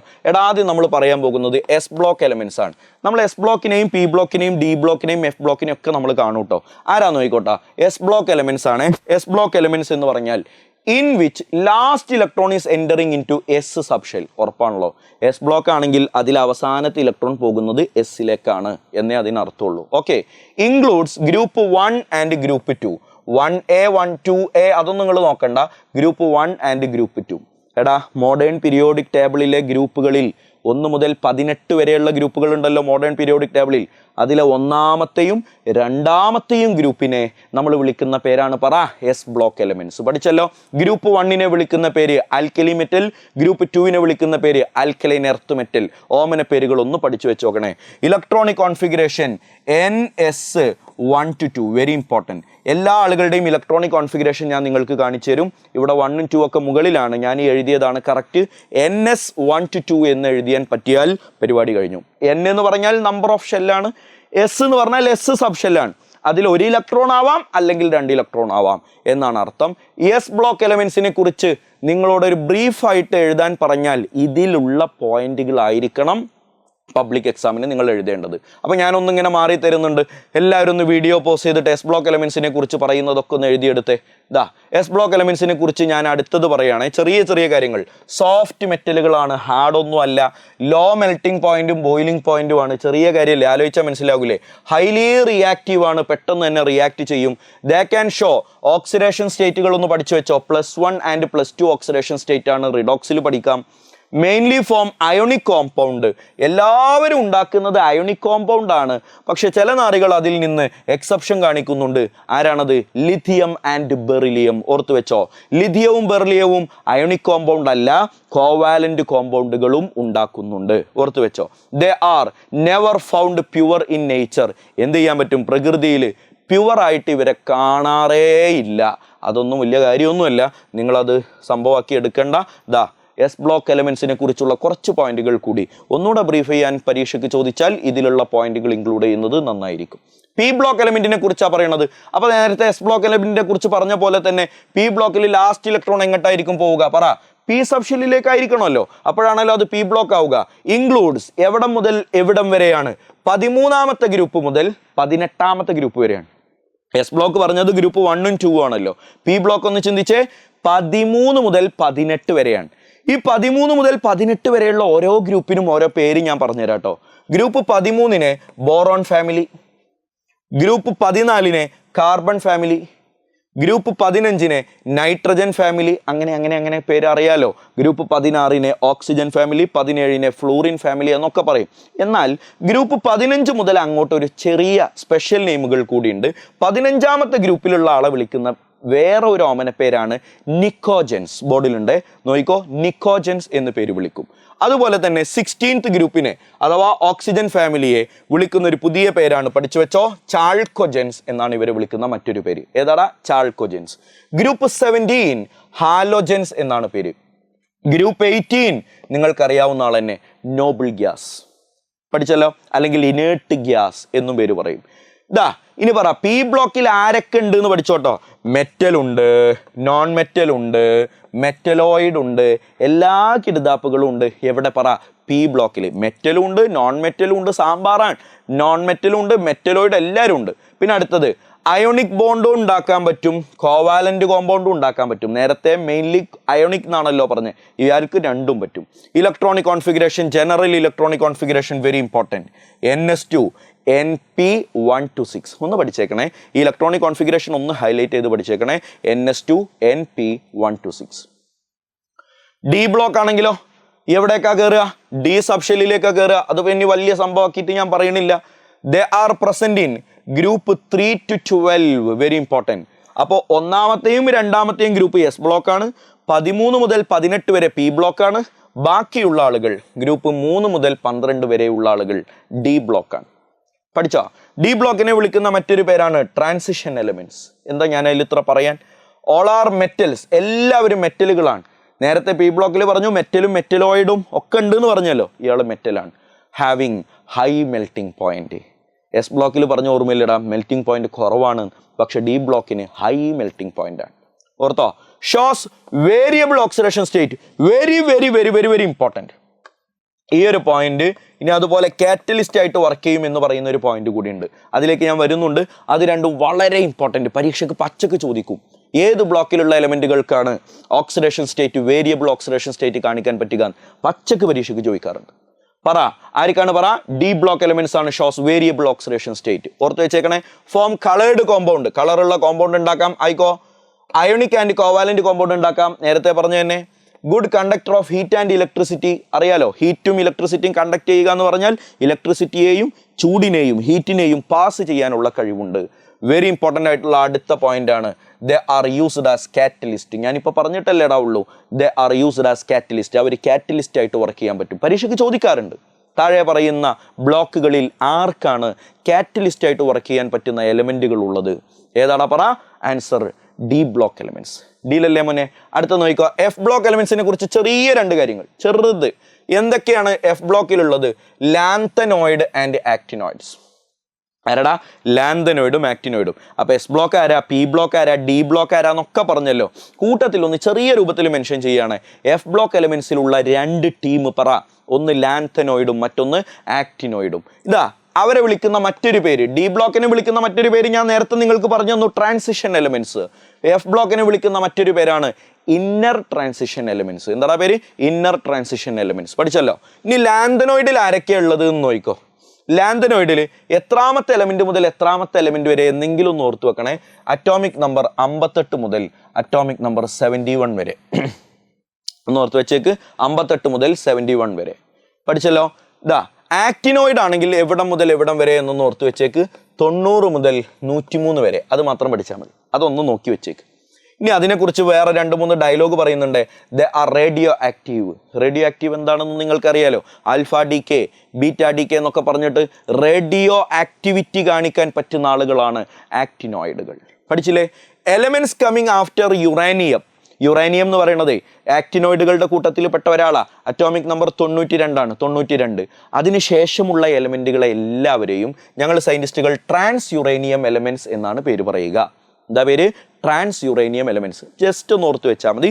യുറേനിയത്തിന് ശേഷം വരുന്ന എലമെന്റുകളെ ട്രാൻസ് യുറേനിയം എലമെന്റ്സ് എന്ന് പേര് പറയും. ഇനി ഒരു സീബോർഗ് എന്ന് പറയുന്ന ഒരാളുണ്ടായിരുന്നേ. സീബോർഗ് വലിയ പണ്ഡിതനാ, ഭയങ്കര ശാസ്ത്രജ്ഞനാ. അയാൾ എന്ത് ചെയ്തു എന്നറിയോ? കുറേ എലമെന്റ് ഉണ്ടാക്കി. എവിടെ മുതൽ? അറ്റോമിക് നമ്പർ 94 മുതൽ 102 വരെ ഉള്ള എലമെന്റുകളെ കണ്ടെത്തിയത്. ഈ പറഞ്ഞ ആൾക്കാരൊക്കെ ഈ പറയുന്ന ആക്ടിനോയിഡിന്റെ ഇടയിലുള്ളതാണ്. ആക്ടിനോയിഡിൽ പെടുന്ന ആൾക്കാരാ. 94 മുതൽ 102 വരെ ഉള്ള എലമെന്റുകളെ മുഴുവൻ കണ്ടെത്തിയത് ഒരൊറ്റ മനുഷ്യനാണ്. ആ മനുഷ്യന്റെ പേരാണ് സീബോർഗ്. പഠിച്ചോ? അപ്പൊ ആ എലമെന്റുകൾ എന്ത് പേര് പറയാറുണ്ട്? സീബോർഗ് ഗ്രൂപ്പ് എലമെന്റ്സ് എന്നൊരു പേര് പറയാറുണ്ട്. അത് വലിയ ഇമ്പോർട്ടൻ്റ് ഒന്നും അല്ല, എന്നാലും ഇതുമായി ബന്ധപ്പെട്ട ഒരു കൗതുകമുള്ള ചർച്ച NCERT പറഞ്ഞത് ഞാൻ നിങ്ങളെ കൂടി അറിയിക്കുകയാണ്. സീബോർഗ് എവിടം മുതൽ എവിടം വരെയുള്ള എലമെന്റുകളെ കണ്ടെത്തി പറ. Atomic number 94 to atomic number 102. ഒന്ന് ഓർത്തു വെച്ചേക്കണേ. ദാ എന്നിട്ട് സീബോർഗിന്റെ വിശേഷം എന്താ അറിയോ? ഇയാൾ കണ്ടെത്തിയ ഒരുപാട് എലമെന്റ് ഉണ്ടെങ്കിലും ഒന്നിനു പോലും അയാളുടെ പേരിട്ടിട്ടില്ല. അപ്പൊ അയാളോടുള്ള ഒരു ബഹുമാന സൂചകമായിട്ട് 106ാമത്തെ എലമെന്റിനെ സീബോർഗിയം എന്ന് പേര് വിളിച്ചു. പഠിച്ചോ? ഈ സീബോർഗിയത്തെ കണ്ടെത്തിയത് സീബോർഗ അല്ല, വേറെ ആരോ കണ്ടെത്തിയ എലമെന്റിന് അദ്ദേഹത്തോടുള്ള ബഹുമാന സൂചകമായിട്ട് നമ്മളിട്ട പേരാണ് സീബോർഗിയം. കിട്ടിയല്ലോ. They can show variable oxidation state, D ബ്ലോക്കിൽ പറഞ്ഞതുപോലെ തന്നെ high melting and boiling point ആണ്. Most of them are coloured ആണ്. ഇതൊക്കെ ഞാൻ എന്താണ് കൂടുതൽ എക്സ്പ്ലെയിൻ ചെയ്യാനുള്ളത്, വീഡിയോ പോസ് ചെയ്തിട്ട് ഈ പോയിന്റുകൾ ഒന്ന് നോട്ട് ചെയ്ത് വെക്കുക. എടാ, ഇനി നമ്മൾ ചർച്ച ചെയ്യുന്നത് മെറ്റൽ, നോൺ മെറ്റൽ, മെറ്റലോയിഡ് എന്നുള്ള ആൾക്കാരാണ്. ഇതുകൂടി കഴിഞ്ഞാൽ ആ തിയറി പാർട്ട് അങ്ങോട്ട് തീർന്നു. നേരെ നമ്മൾ പീരിയോഡിസിറ്റിയിലേക്ക് കിടക്കും. പിന്നെ അവിടെ നിന്ന് അങ്ങോട്ട് കുറച്ചുകൂടെ എനിക്ക് ഇൻവോൾവ്മെന്റ് ഉണ്ട്. ഇവിടെ ഈ കുറച്ച് കാര്യങ്ങൾ ഒന്ന് ചർച്ച ചെയ്യുന്നത് ഒന്ന് ശ്രദ്ധിച്ചോളണേ. മെറ്റലിനെ കുറിച്ചാണ് ആദ്യം പറയുന്നത്. ഹെഡിങ് എഴുതുക, മെറ്റൽസ് എന്ന് ഹെഡിങ് എഴുതുക. 2-3 പോയിന്റ് ബോർഡിലുണ്ട്, ഞാനൊന്ന് വായിച്ചു വിടാം. Metals are electro positive element ആണ്. ഇലക്ട്രോ പോസിറ്റീവ്, ഇലക്ട്രോ നെഗറ്റീവ് എന്താന്നുള്ളത് ഡീറ്റെയിൽ ആയിട്ട് നമ്മൾ ഈ ചാപ്റ്ററിന്റെ അവസാനത്തിൽ പറയും. 78% of elements are metals. Periodic ടേബിളിലെ എല്ലാ എലമെന്റുകളെയും കൂട്ടി നോക്കിയാൽ അതിൽ 78% എലമെന്റുകളും ആരാണ് പറ? മെറ്റലുകളാണ്. മെറ്റലുകളാണ്. പഠിച്ചല്ലോ. ഇനി മെറ്റലിന്റെ മറ്റൊരു പ്രത്യേകത, they are solids having high melting point and boiling point. വളരെ ഉയർന്ന മെൽറ്റിംഗ് പോയിന്റും ബോയിലിംഗ് പോയിന്റും ഉള്ള സോളിഡുകളാണ് ജനറലി മെറ്റലുകൾ. ജനറലി എന്നേ പറഞ്ഞിട്ടുള്ളൂ, എല്ലാവരും സോളിഡ് ആണ് എന്നൊന്നും ഞാൻ പറഞ്ഞിട്ടില്ല. ജനറലി മെറ്റലുകൾ സോളിഡുകളാണ്. അവർക്ക് ഹൈ മെൽറ്റിംഗ് പോയിന്റ് ആണ്, ഹൈ ബോയിലിംഗ് പോയിന്റ് ആണ്. ഒന്ന് ഓർത്ത് വെക്ക്. പഠിച്ചോ? ഇനി അതിനെക്കുറിച്ച് പറയാനുള്ള അടുത്ത കാര്യം അറിയാവുന്ന കാര്യമാണ്. മെറ്റല് കറണ്ട് പാസ് ചെയ്യുമോ? പാസ് ചെയ്യും. ഹീറ്റ് പാസ് ചെയ്യുമോ? പാസ് ചെയ്യും. They are good conductors of heat and electricity. Last എത്രയോ കാലമായിട്ട് കേൾക്കുന്ന ഡയലോഗാ, they are malleable and ductile. കേട്ടിട്ടില്ലേ? എന്താടാ മാലിയബിൾ എന്ന് പറഞ്ഞാൽ? മാലിയബിൾ എന്ന് പറഞ്ഞാലും ഡക്റ്റൈൽ എന്ന് പറഞ്ഞാലൊക്കെ നിങ്ങൾ പലതവണ കേട്ടതാ. അപ്പം ഞാനൊരു ചോക്ക് എപ്പോഴും കുട്ടികളോട് പറയുന്ന എക്സാമ്പിൾ ആയതുകൊണ്ട് പറയാ. ഒരു ചോക്ക് ഇങ്ങനെയാണ് വലിച്ചാൽ നീണ്ടുപോകോ പൊട്ടിപ്പോകോ? പൊട്ടിപ്പോകും. അതിനെ വിളിക്കുന്ന പേര് ബ്രിട്ടിൽ എന്നാണ്. വലിഞ്ഞങ്ങനെ പോകുന്നത്, അങ്ങനെ വലിച്ചു നീട്ടാൻ പറ്റുന്നത്, അതുപോലെ അടിച്ചു പരത്താൻ പറ്റുന്നത് എന്നാണല്ലോ ഇതിനർത്ഥം. ഏതാ? Malleable and ductile. സോളിഡുകളെല്ലാം, മെറ്റലുകളെല്ലാം ഏതാണ്? മാലിയബിൾ ആണ്, അതുപോലെ ഡക്റ്റൈൽ ആണ്. ഇരുമ്പ് ഒക്കെ മനസ്സിൽ വിചാരിച്ചാൽ മതി. അയേൺ വലിച്ചാൽ നീണ്ടങ്ങനെ പോകും. വലിക്കാൻ അനക്കോ എനിക്കോ പറ്റുമോ എന്നുള്ളതല്ല, അടിച്ചങ്ങനെ പരത്തിയ പരന്നങ്ങനെ പോകും. ശരിയല്ലേ? പൊട്ടിപ്പോകലല്ല, മാലിയബിൾ ഡക്റ്റൈൽ ആണ്. പഠിച്ചല്ലോ. ഇനി നോൺ മെറ്റലിനെ കുറിച്ചാണ് പറയണത്. നോൺ മെറ്റലിനെ കുറിച്ച് പറഞ്ഞോ, സോളിഡ് ആവാം അല്ലെങ്കിൽ ഗ്യാസ് ആവാം. മെറ്റല് സോളിഡ് ആണെന്നല്ലേ പറഞ്ഞേ, ഇവര് സോളിഡ് ആവാം, ഗ്യാസ് ആവാം. പഠിച്ചോ? അവർക്ക് മെൽറ്റിംഗ് പോയിന്റും ബോയിലിംഗ് പോയിന്റും ഹൈ ആണോ നോക്കിക്കേടാ, ലോ മെൽറ്റിംഗ് പോയിന്റും ലോ ബോയിലിംഗ് പോയിന്റുമാണ്. പഠിച്ചല്ലോ, ഓർത്ത് വെച്ചേക്കുക. Poor conductors of heat and electricity. ഒരുപാട് അങ്ങോട്ട് ഹീറ്റും ഇലക്ട്രിസിറ്റിയും പാസ് ചെയ്യുന്ന ആൾക്കാരൊന്നും അല്ല, പുവർ കണ്ടക്ടേഴ്സ് ആണ്. Most non metallic solids R brittle. Brittle, ഇതാണ് ഞാൻ നേരത്തെ പ്രയോഗിച്ച വാക്ക്, ബ്രിട്ടിൽ. പൊട്ടിപ്പോകുന്നവരാണ്. മാലിയബിൾ അല്ല, ടെക്റ്റൈൽ അല്ല. അറിയാവുന്ന കാര്യങ്ങളാ. ഇതാ കേട്ടടാ. മെറ്റലോയിഡ്, മെറ്റലിനെ കുറിച്ച് പറഞ്ഞു, നോൺ മെറ്റലിനെ കുറിച്ച് പറഞ്ഞു. ഇതിന് രണ്ടിനും ഇടയിൽ പ്രോപ്പർട്ടി വരുന്ന ആൾക്കാരാണടാ മെറ്റലോയിഡ്സ്. ഇതിന്റെ രണ്ടിന്റെ ഇടയിൽ പ്രോപ്പർട്ടി വരുന്ന ആളുകളാണ് ആര്? മെറ്റലോയിഡ്സ്. ആ മെറ്റലോയിഡിന് കുറച്ച് എക്സാമ്പിൾ ബോർഡിൽ കൊടുത്തിട്ടുണ്ട്. ഒരു 2 ഓർത്ത് വെക്കണേ. Silicon, germanium, arsenic, antimony, tellurium. ഇതിലേതെങ്കിലും ഒരു 2 നീ ഒന്ന് എനിക്ക് വേണ്ടി ഒന്ന് ഓർത്ത് വെച്ചേക്കണേ. മെറ്റലോയിഡിൽ ഏതെങ്കിലും ഒരു 2. കേട്ടോട്ടാ. These elements are called semi metals. Hello, മെറ്റലോയിഡുകളെ വിളിക്കുന്ന മറ്റൊരു പേരാണ് സെമി മെറ്റൽസ് ഓർ മെറ്റലോയിഡ്സ്. പഠിച്ചോ? ഈ എലമെന്റുകളെ വിളിക്കുന്ന പേരാണ് പറ സെമി മെറ്റൽസ് ഓർ മെറ്റലോയിഡ്സ്. ഇതിന്റെ കൂടെ ഞാൻ നിങ്ങൾക്ക് പറഞ്ഞു തരികയാണെ, നിങ്ങൾ അതൊന്ന് നോട്ടിൽ എഴുതിക്കൊള്ളണേ. Properties of metalloids lies in between properties of metals and non metals. പഠിച്ചോ? മെറ്റലോയിഡുകളുടെ പ്രോപ്പർട്ടികൾ മെറ്റലിന്റെയും നോൺ മെറ്റലിന്റെയും പ്രോപ്പർട്ടിയുടെ ഇടയിൽ വരും. ഹലോ, മെറ്റലോയിഡിന്റെ പ്രോപ്പർട്ടി മെറ്റലിന്റെയും നോൺ മെറ്റലിന്റെയും ഇടയിൽ. എടാ, മെറ്റൽ ഭയങ്കര ഹൈ മെൽറ്റിംഗ് പോയിന്റ് അല്ലേ, നോൺ മെറ്റലോ ലോ മെൽറ്റിംഗ് പോയിന്റ് അല്ലേ. അപ്പൊ മെറ്റലോയിഡോ ഇതിന്റെ മിഡിലിൽ വരും. മനസ്സിലായോ? അത് എഴുതി വെച്ചോളണേ. മെറ്റലോയിഡ്സിന്റെ properties of metalloids lies in between properties of metals and non metals. പഠിച്ചല്ലോ. ഇനി ഇതാ മോനെ, നമ്മൾ ഈ ചാപ്റ്ററിന്റെ ഒരു സെക്കൻഡ് ഹാഫിലേക്ക് കടക്കുകയാണ്. Periodic functions, properties of elements. Periodic properties of elements. എടാ പീരിയോഡിക് പ്രോപ്പർട്ടീസ് നമ്മൾ പഠിച്ചിട്ടുണ്ടാകുമല്ലോ, അറ്റോമിക് റേഡിയസ്, അയോണിക് റേഡിയസ്. എനിക്ക് നിങ്ങളോട് പറയാനുള്ളത്, ഇതിൽ 6 പ്രോപ്പർട്ടി ഞാൻ കൊടുത്തിട്ടുണ്ട്. ഈ 6 പ്രോപ്പർട്ടിയിൽ നിന്ന് ഞാൻ പറയുന്നത് പോലെ നിങ്ങൾ പഠിച്ചാൽ പരീക്ഷയ്ക്ക് നിങ്ങൾക്ക് 1 മാർക്ക് പോലും നഷ്ടപ്പെടില്ല. വാക്ക് അതിനെന്ത് വേണമെന്നറിയോ? ആദ്യം ഈ 6 ആളുകളെയും ഈ ഓർഡറിൽ തന്നെ പഠിക്കണം. ഞാനൊന്ന് വായിച്ചു വിടാം. Atomic radius, ionic radius, metallic character, ionisation enthalpy, electron gain enthalpy, electro negativity. മോനെ ഈ 6 ആൾക്കാരെയും ഇങ്ങനെ തന്നെ ഒന്ന് പഠിക്കണേ. നിങ്ങളോട് ഞാൻ ആരൊക്കെയാണ് 6 പീരിയോഡിക് പ്രോപ്പർട്ടി എന്ന് വെച്ചാൽ, അയോണിക് റേഡിയസ് ഉണ്ട്, അയോണൈസേഷൻ എൻതാൽപ്പി ഉണ്ട്, ഇലക്ട്രോ നെഗറ്റിവിറ്റി ഉണ്ട്, അങ്ങനെ പറയരുത്. 6 ഓർഡറിൽ പറ. ചങ്ക് പൊട്ടിപ്പറ. Atomic radius, ionic radius, metallic character, ionisation enthalpy, electron gain enthalpy, electro negativity. ഓർഡറിൽ പഠിക്കണം, പഠിക്കണം, പഠിക്കണം. എന്തിന്? ഇനി ഞാൻ പറയാൻ പോകുന്ന ചില എളുപ്പ വഴികളുണ്ട്, അതൊക്കെ നിങ്ങൾക്കൊന്ന് കിട്ടണമെങ്കിൽ. ഇതാ കണ്ടോ, ഇതാ എന്താണത്? ദാ down the group along the period. ഞാനൊരു ടേബിളാക്കി മാറ്റുകയാണ്, ഒരു ടേബിളാക്കി മാറ്റുകയാണ്. ഒരു ടേബിളിന്റെ ഫസ്റ്റ് ഹെഡിങ് ആണ് ഡൗൺ ദി ഗ്രൂപ്പ് എന്ത് ചെയ്യുന്നു? Increases. Along the period decreases. എഴുതി വെച്ചോളണേ മക്കളെ നിങ്ങൾ. Down the group increases, along the period decreases. Down the group എന്താന്നൊക്കെ ഞാൻ പറഞ്ഞുതരും. ഇതാ കേട്ടോട്ടാ. എടാ ഞാൻ നേരത്തെ എന്തിനാണ് ഇതിന്റെ ആവശ്യകത എന്ന് ഞാനൊന്ന് പറഞ്ഞുതരാം. അറ്റോമിക് റേഡിയസിന്റെ സ്വഭാവം എന്താ അറിയോ? ഒരു ഗ്രൂപ്പിൽ താഴേക്ക് വരുമ്പോൾ കൂടുന്നു, പീരീഡിൽ താഴേക്ക് നേരെ പോകുമ്പോൾ കുറയുന്നു. അയോണൈസേഷൻ എൻതാൽപ്പി എങ്ങനെ അറിയോ? ഗ്രൂപ്പിൽ താഴേക്ക് വരുമ്പോൾ കുറയുന്നു, പീരീഡിൽ നേരെ പോകുമ്പോൾ കൂടുന്നു.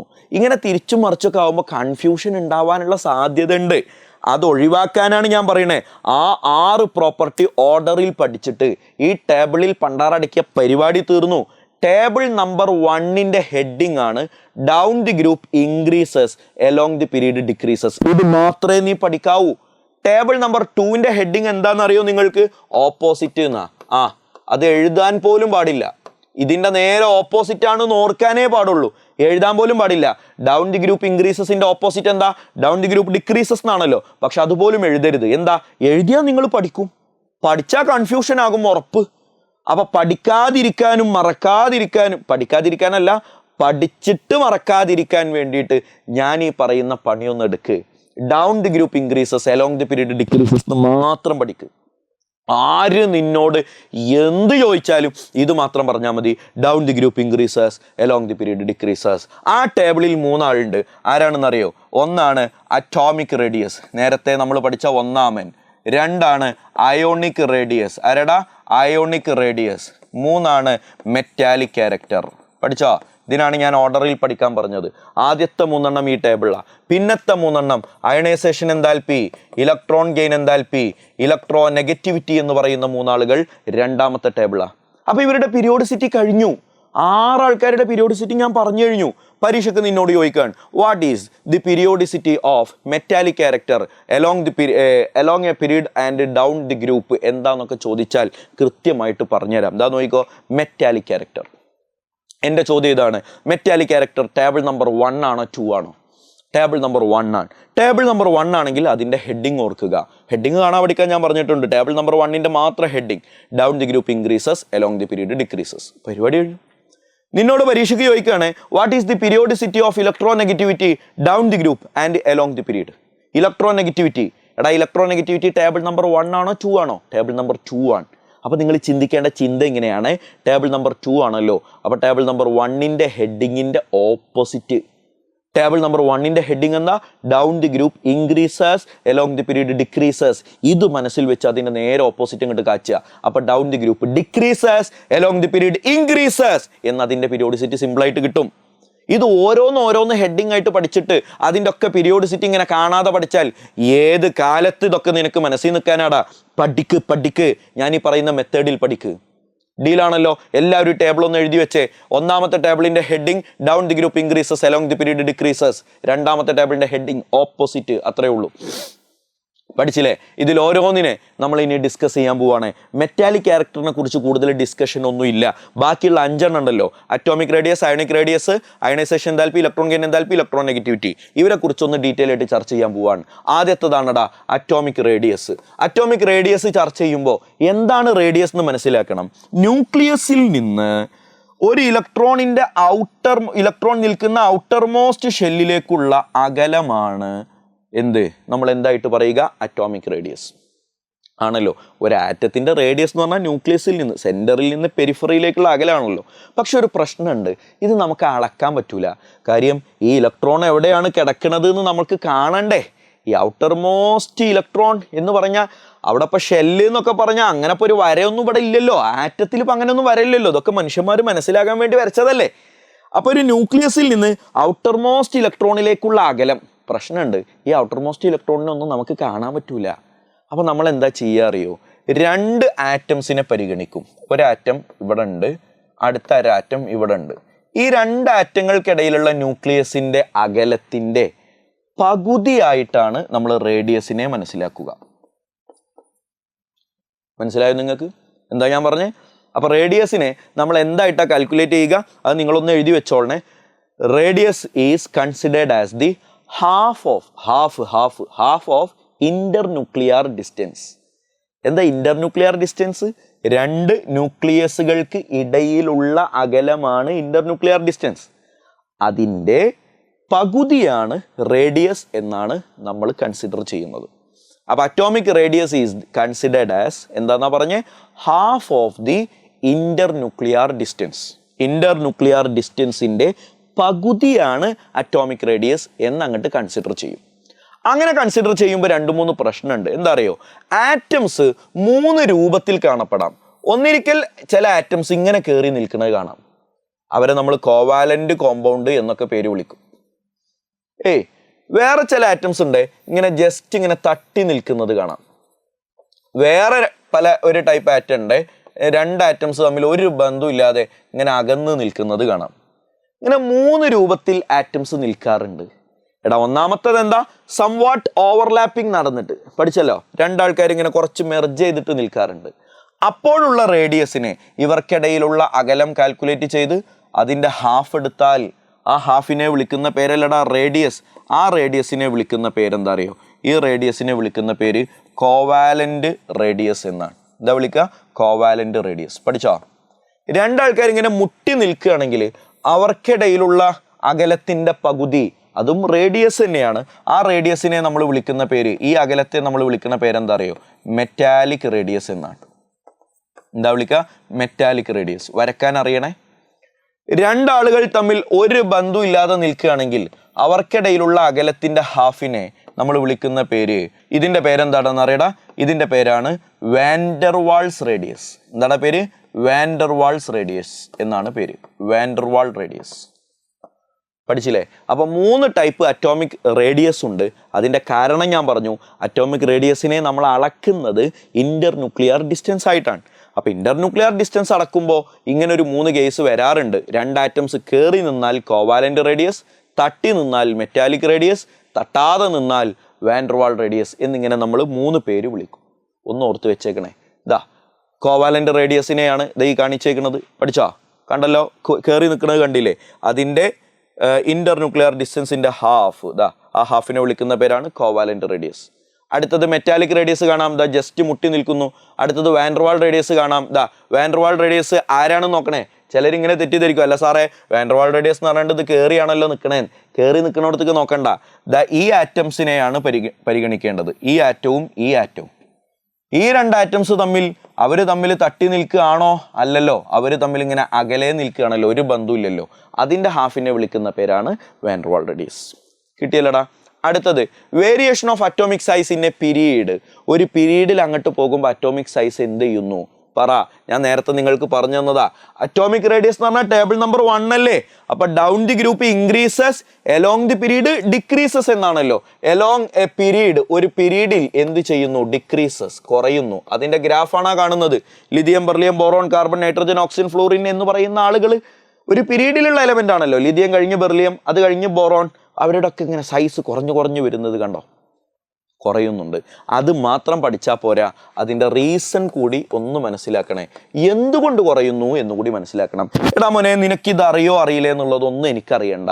നീ എന്നെ അങ്ങോട്ട് വിശ്വസിച്ച് ഈ സാധനം അണ്ണാക്ക് തൊടാതെ അങ്ങോട്ട് വിഴുങ്ങിക്കോ. ഡ്യൂ ടു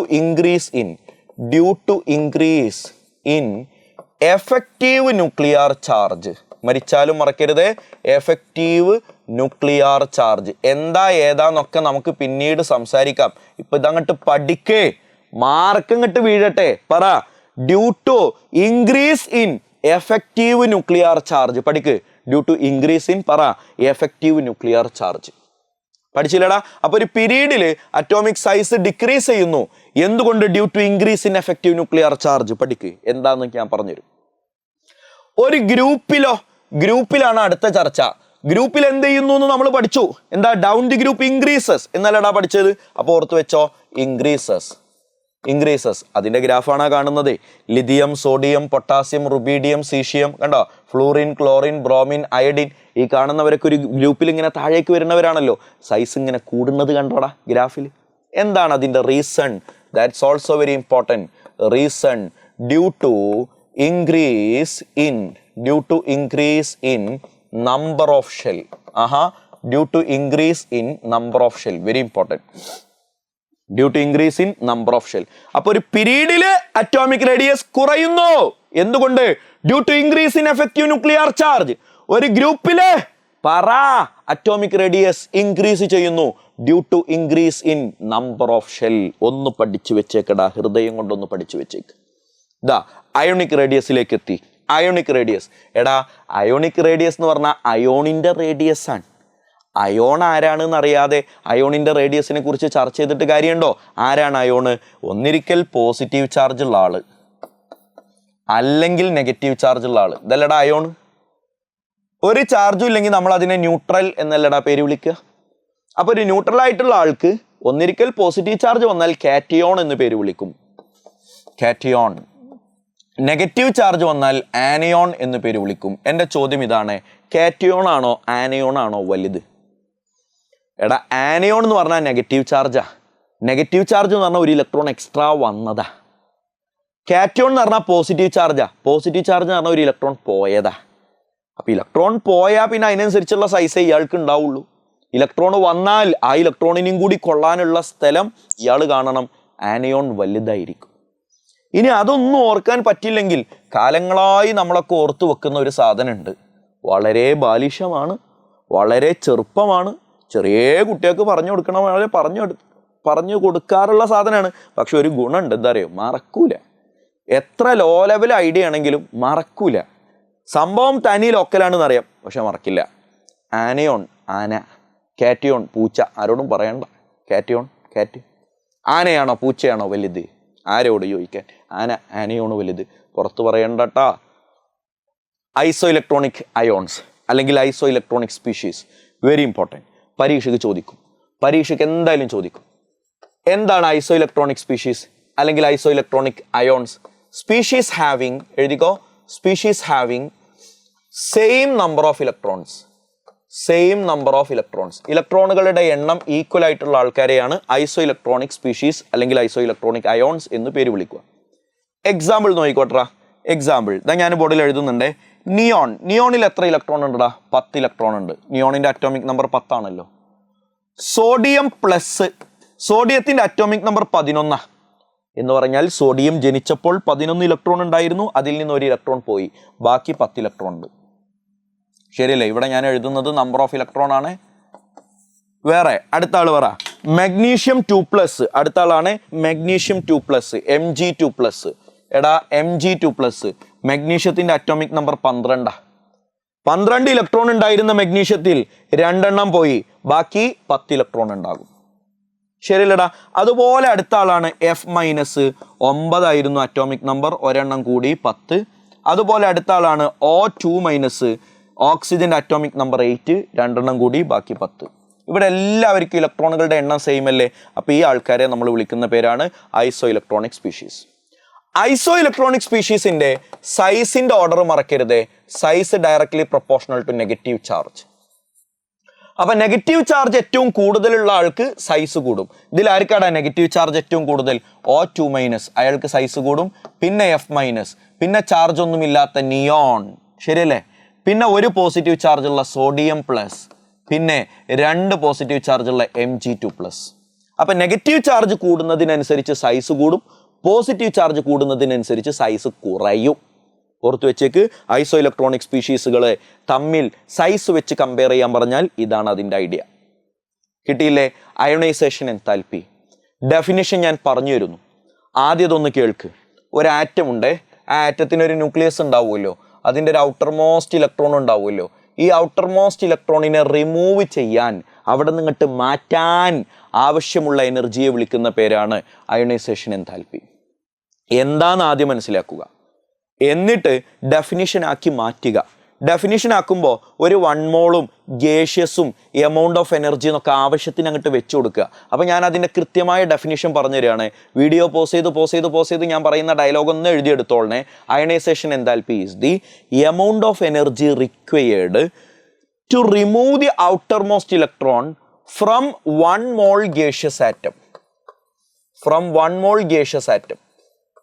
ഒന്നുമില്ലടാ, ഈ ആറ്റത്തിന്റെ എണ്ണം 1 മോൾ ആവണം, ആ ആറ്റത്തിന്റെ അവസ്ഥ ഗേഷ്യസ് ആവണം. ഗ്യാസ് ആയിട്ട് നിൽക്കുന്ന അവസ്ഥയിൽ ഔട്ടർ മോസ്റ്റ് ഇലക്ട്രോണിനെ റിമൂവ് ചെയ്യാൻ, അവിടെ നിന്ന് പിടിച്ച് പറിച്ച് മാറ്റാൻ ചെലവാകുന്ന എനർജിയെ വിളിക്കുന്ന പേരാണ് ionization enthalpy. It is the amount of energy required to remove the outermost electron from 1 mole gaseous atom. മറക്കരുതേ മുന്നേ, മരിച്ചാലും മറക്കാൻ പാടില്ല. അയണൈസേഷൻ എൻതാൽപ്പിയെ ബാധിക്കുന്ന ഫാക്ടറുകൾ ചോദിക്കാറുണ്ട്. Write any 2 factors which affect the value of ionisation enthalpy ചോദിച്ചിട്ടുണ്ട്. അയണൈസേഷൻ എൻതാൽപ്പിയെ ബാധിക്കുന്ന 2 ഫാക്ടർ ഉണ്ടടാ. ഒന്ന് പഠിച്ചോളണേ. ഒന്ന് ആരാണ്? സൈസ്. അപ്പൊ സൈസ് എങ്ങനെയാണ് അയണൈസേഷൻ എൻതാൽപ്പിയെ ബാധിക്കുക? ഇൻവേഴ്സ്ലി പ്രൊപ്പോർഷണൽ ടു സൈസ് ആണ്. ഓർത്തു വെച്ചോ, ionisation enthalpy inversely proportional to size ആണ്.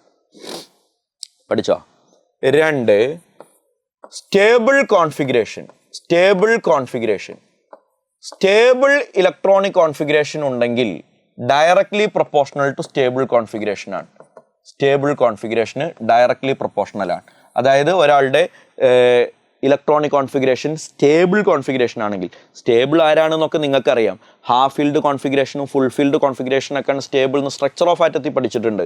അപ്പോൾ അയണൈസേഷൻ എൻതാൽപ്പിക്ക് ഡയറക്ട്ലി പ്രൊപ്പോർഷണൽ ആണ്. എന്ന് പറഞ്ഞാൽ അയണൈസേഷൻ എൻതാൽപ്പി കൂടും. സ്റ്റേബിൾ ആയിട്ടുള്ള കോൺഫിഗറേഷൻ കിട്ടിയാൽ അയണൈസേഷൻ എൻതാൽപ്പി കൂടും. ഒന്നാമത്തെ ഫാക്ടർ സൈസ്, രണ്ടാമത്തെ ഫാക്ടർ സ്റ്റേബിൾ കോൺഫിഗറേഷൻ. പഠിച്ചില്ലടാ? Ionisation enthalpy, variation of ionisation enthalpy in a group. ഒരു ഗ്രൂപ്പിൽ താഴേക്ക് വരുമ്പോൾ അയണൈസേഷൻ എൻതാൽപ്പി എന്ത് ചെയ്യുന്നു പറ? ഡിക്രീസസ്. എങ്ങനെ മനസ്സിലായി? അയണൈസേഷൻ എൻതാൽപ്പി എന്നുള്ളത് ടേബിൾ നമ്പർ 2 അല്ലേ? ടേബിൾ നമ്പർ 2 ആണെങ്കിൽ ടേബിൾ നമ്പർ 1ന്റെ ഓപ്പോസിറ്റ് അല്ലേ? ടേബിൾ നമ്പർ 1ൽ എന്താ? Down the group increases. അപ്പൊ അതിന്റെ ഓപ്പോസിറ്റ് അല്ലേടാ table number 2? Down the group decreases. പഠിച്ചില്ലേ? എന്നാൽ ഗ്രൂപ്പിൽ അത്രേ പഠിക്കാനുള്ളൂ. പക്ഷെ പീരീഡ് ഭയങ്കര ഇമ്പോർട്ടൻ്റാ, വെരി ഇമ്പോർട്ടൻറ്റ്. ഏത്? ഒരു പീരീഡിലുള്ള അയണൈസേഷൻ എൻതാൽപ്പിയുടെ വേരിയേഷൻ ഭയങ്കര ഇമ്പോർട്ടൻ്റാ. അപ്പോൾ പീരീഡിൽ എന്താ ചെയ്യുക? സാധാരണ ഇൻക്രീസസ് എന്നാണല്ലോ അതിന്റെ ഡയലോഗ്. എങ്ങനെ? ടേബിൾ നമ്പർ 2 ആയതുകൊണ്ട് down the group decreases along the period increases. എന്നാൽ അതിൽ സെക്കൻഡ് പീരീഡ് എലമെന്റ്സ് ഭയങ്കര ഇമ്പോർട്ടൻ്റാ.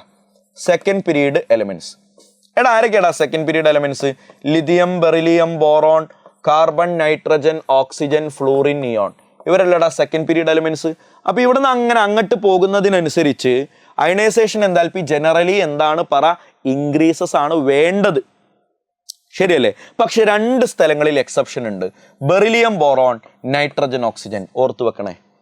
ആ ടീമിൽ അവിടെ എത്തുമ്പോൾ അതങ്ങോട്ട് തിരിച്ചു പറഞ്ഞാൽ മതി. അപ്പൊ എങ്ങനെ എഴുതുക? ഞാൻ കാണിച്ചു തരാം. ഏറ്റവും കുറവ് ലിഥിയം, പിന്നെ അങ്ങോട്ട് പോകുമ്പോൾ ഇൻക്രീസസ് എന്നാണല്ലോ പറഞ്ഞത്, കൂടുന്നു. ബെറിലിയം ബോറോണിനെ തിരിച്ചു പറയണം. അപ്പൊ എന്ത് കിട്ടും? ബോറോൺ കഴിഞ്ഞിട്ട് ബെറിലിയം എന്ന് വരും. ഇതല്ലടാ ബോക്സിനകത്തുള്ള ആൾക്കാർ. ഇൻക്രീസസ് പിന്നെയും കൂടുന്നു. ആർക്ക്? കാർബൺ. ഓക്കെ. പിന്നെയും കൂടുന്നു. ആർക്ക്? നൈട്രജൻ, ഓക്സിജൻ തിരിച്ചു പറയണം. അപ്പൊ ആരാ വരിക? ഓക്സിജൻ കഴിഞ്ഞിട്ട് നൈട്രജൻ. പിന്നെ അതിന് പുറത്തുള്ള ആള്. ഇപ്പൊ ടേബിളിലുള്ള ആ ബോക്സിലുള്ള 2 ആൾക്കാർ കഴിഞ്ഞു. പിന്നെ ഫ്ലൂറിൻ. ഏറ്റവും കൂടുതൽ neon. Increases along the period increases, but there are 2 exceptions. ആരൊക്കെയാണ് എക്സെപ്ഷൻ കാണിച്ച ആള്? ബെറിലിയം ബോറോണിനിടയിൽ ഒരു എക്സെപ്ഷൻ ഉണ്ട്, നൈട്രജൻ ഓക്സിജൻ ഇടയിൽ ഒരു എക്സെപ്ഷൻ ഉണ്ട്. ഇത് ഫുൾ എന്തായാലും പരീക്ഷയ്ക്ക് ചോദിക്കാറുണ്ട്. എന്താ കാരണം എന്നറിയോ? ഇതെങ്ങനെയാണ് പരീക്ഷയ്ക്ക് ചോദിക്കുക? ബെറിലിയത്തിന്റെ അയണൈസേഷൻ എൻതാൽപ്പി ബോറോണിന്റെ അയണൈസേഷൻ എൻതാൽപ്പിയേക്കാൾ കൂടുതലാണ്. എന്തുകൊണ്ട്? അതിന് നീ ഉത്തരം പറയേണ്ടത് എന്താ അറിയോ? എടാ ബെറിലിയത്തിന്റെ ഇലക്ട്രോണിക് കോൺഫിഗറേഷൻ എന്താ അറിയോ നിങ്ങൾക്ക്? 2s2 എന്നാ. നോക്കിയിട്ട് പറ, ഈ 2s2 എന്ന് പറയുന്നത് സ്റ്റേബിൾ കോൺഫിഗറേഷൻ ആണോ അൺസ്റ്റേബിൾ ആണോ? ഹൈലി സ്റ്റേബിളാ. എന്താ കാര്യം? ഇത് ഫുൾഫിൽഡ് കോൺഫിഗറേഷനാ. അപ്പൊ എന്തുകൊണ്ട് ബെറിലിയത്തിന്റെ അയണൈസേഷൻ എന്താൽപ്പി ബോറോണിനേക്കാൾ കൂടി? നീ ഉത്തരം എഴുതേണ്ടത് due to stable fulfilled configuration of beryllium. ബ്രാക്കറ്റിൽ 2s2 എന്ന് എഴുതി വെച്ചാൽ വൃത്തിയായി. എന്ന പോലെ പരീക്ഷയ്ക്ക് ചോദിക്കും, നൈട്രജന്റെ അയണൈസേഷൻ എന്താൽപ്പി ഓക്സിജനേക്കാൾ കൂടുതലാണ്. എന്തുകൊണ്ട്? സാധാരണ നമ്മളെ നിയമപ്രകാരം നൈട്രജൻ കഴിഞ്ഞിട്ടാ ഓക്സിജൻ വരേണ്ടത്, പക്ഷെ ഓക്സിജൻ കഴിഞ്ഞിട്ടാണ് നൈട്രജൻ വന്നത്. എന്തുകൊണ്ട് എന്ന് ചോദിച്ചാൽ പരീക്ഷയ്ക്ക് എഴുതി വെക്കേണ്ടത് ഇതാണ്, due to stable configuration of nitrogen. നൈട്രജന്റെ സ്റ്റേബിൾ കോൺഫിഗറേഷൻ എന്താ അറിയോ? 2s2 2p3 എന്ന നൈട്രജന്റെ കോൺഫിഗറേഷൻ. അപ്പൊ 2p ഒഴികെ പിയിൽ മാക്സിമം 6 ഇലക്ട്രോൺ അല്ലടാ കൊള്ളുക, അതിൽ 3 ഇവിടെ വന്നു എന്ന് പറഞ്ഞാൽ ഇത് ഹാഫ് ഫിൽഡ് കോൺഫിഗറേഷൻ അല്ലേ? അപ്പോൾ ഭംഗിയായിട്ട് എഴുതേണ്ട ഡയലോഗ് ഇങ്ങനെയാണ്, due to half filled stable configuration of nitrogen. ഒന്ന് എഴുതി വെച്ചോളണേ നോട്ടിൽ. അടുത്തത് സക്സസീവ് അയണൈസേഷൻ എന്താൽപ്പിയാണ്. ഭയങ്കര സിമ്പിളാ, ഞാൻ പറഞ്ഞുതരാം. എടാ, ഒരു എ എന്ന് പറയുന്ന ആറ്റത്തിൽ നിന്ന് ഞാനൊരു ഇലക്ട്രോണിനെ പിടിച്ചിട്ട് റിമൂവ് ചെയ്തു. അപ്പോൾ അത് A+ എന്നായില്ലേ? ഒരു ഇലക്ട്രോണാണ് പോയി കഴിഞ്ഞാൽ ഒരു പോസിറ്റീവ് ചാർജ് വരില്ലേ? അപ്പോൾ ഒരു ഇലക്ട്രോൺ അവിടെ നിന്ന് ഇങ്ങനെ വിഷമത്തോടെ ഇറങ്ങി പോകുന്നില്ലേ? ഈ പരിപാടിക്ക് എനിക്ക് ചിലവാകുന്ന എനർജി അല്ലേടാ അയണൈസേഷൻ എന്താൽപ്പി? ശരിയല്ലേ? ഒന്നുകൂടെ സ്പെസിഫിക് ആയിട്ട് പറഞ്ഞാൽ അതിന് IE1 എന്നാണ് പേര് പറയുക. എന്ന് പറഞ്ഞാൽ ഒന്നാമത്തെ ഇലക്ട്രോണിനെ റിമൂവ് ചെയ്യാൻ വേണ്ട എനർജിയാണ് IE1, ഫസ്റ്റ് അയണൈസേഷൻ എന്താൽപ്പി എന്നാ പേര്. ഇത് ജസ്റ്റ് ഒന്ന് കേട്ട് വിട്ടാൽ മതി കേട്ടോ, ആവശ്യമുണ്ടെങ്കിൽ എഴുതിയെടുക്കാം. ഇതാ കേട്ടോ, ഇപ്പോൾ ഒരു ഇലക്ട്രോൺ പോയി കഴിഞ്ഞാൽ കിട്ടുന്ന സാധനമല്ലേ A+. ആ A+ൽ നിന്ന് ഞാൻ ഒരു ഇലക്ട്രോണിനെയും കൂടി അങ്ങോട്ട് റിമൂവ് ചെയ്യാണ്. ഓൾറെഡി ഒരു ഇലക്ട്രോൺ പോയപ്പോഴാണ് A എന്ന് പറയുന്ന ആൾ A+ ആയത്. അതിൽ നിന്ന് ഒരു ഇലക്ട്രോണും കൂടി കണ്ട് റിമൂവ് ചെയ്യാണ്. അപ്പോൾ A+ എന്ന ആൾ എന്തായി മാറും? A2+ ആയി മാറൂലേ? ഒരു പോസിറ്റീവ് ചാർജും കൂടി എക്സ്ട്രാ വരും. അപ്പോൾ ഒരു ഇലക്ട്രോണും കൂടി ഇറങ്ങി പോകണമല്ലോ, അപ്പോഴാണല്ലോ A+ A2+ ആവുക. അതിന് ചിലവാകുന്ന എനർജി ഏതിന്? രണ്ടാമത്തെ ഇലക്ട്രോണിനെ റിമൂവ് ചെയ്യാൻ ചിലവാകുന്ന എനർജിയാണ് IE2, സെക്കൻഡ് അയണൈസേഷൻ എന്താൽപ്പി എന്നാണ് പേര്. അപ്പൊ 2 ഇലക്ട്രോണിനെ റിമൂവ് ചെയ്തിട്ട് കിട്ടിയ സാധനമാണ് A2+. ആ A2+ നിന്ന് ഞാൻ എന്ത് ചെയ്തു? മൂന്നാമത്തെ ഇലക്ട്രോണിനെയും കൂടി അങ്ങോട്ട് പുറത്തിറക്കുകയാണ്. അപ്പൊ നിങ്ങൾ പറ, A2+ എന്നത് എന്താകും? A3+ ആകൂലേ? അതിനെ വിളിക്കുന്ന പേരാണ് IE3, തേർഡ് അയണൈസേഷൻ എന്താൽപ്പി.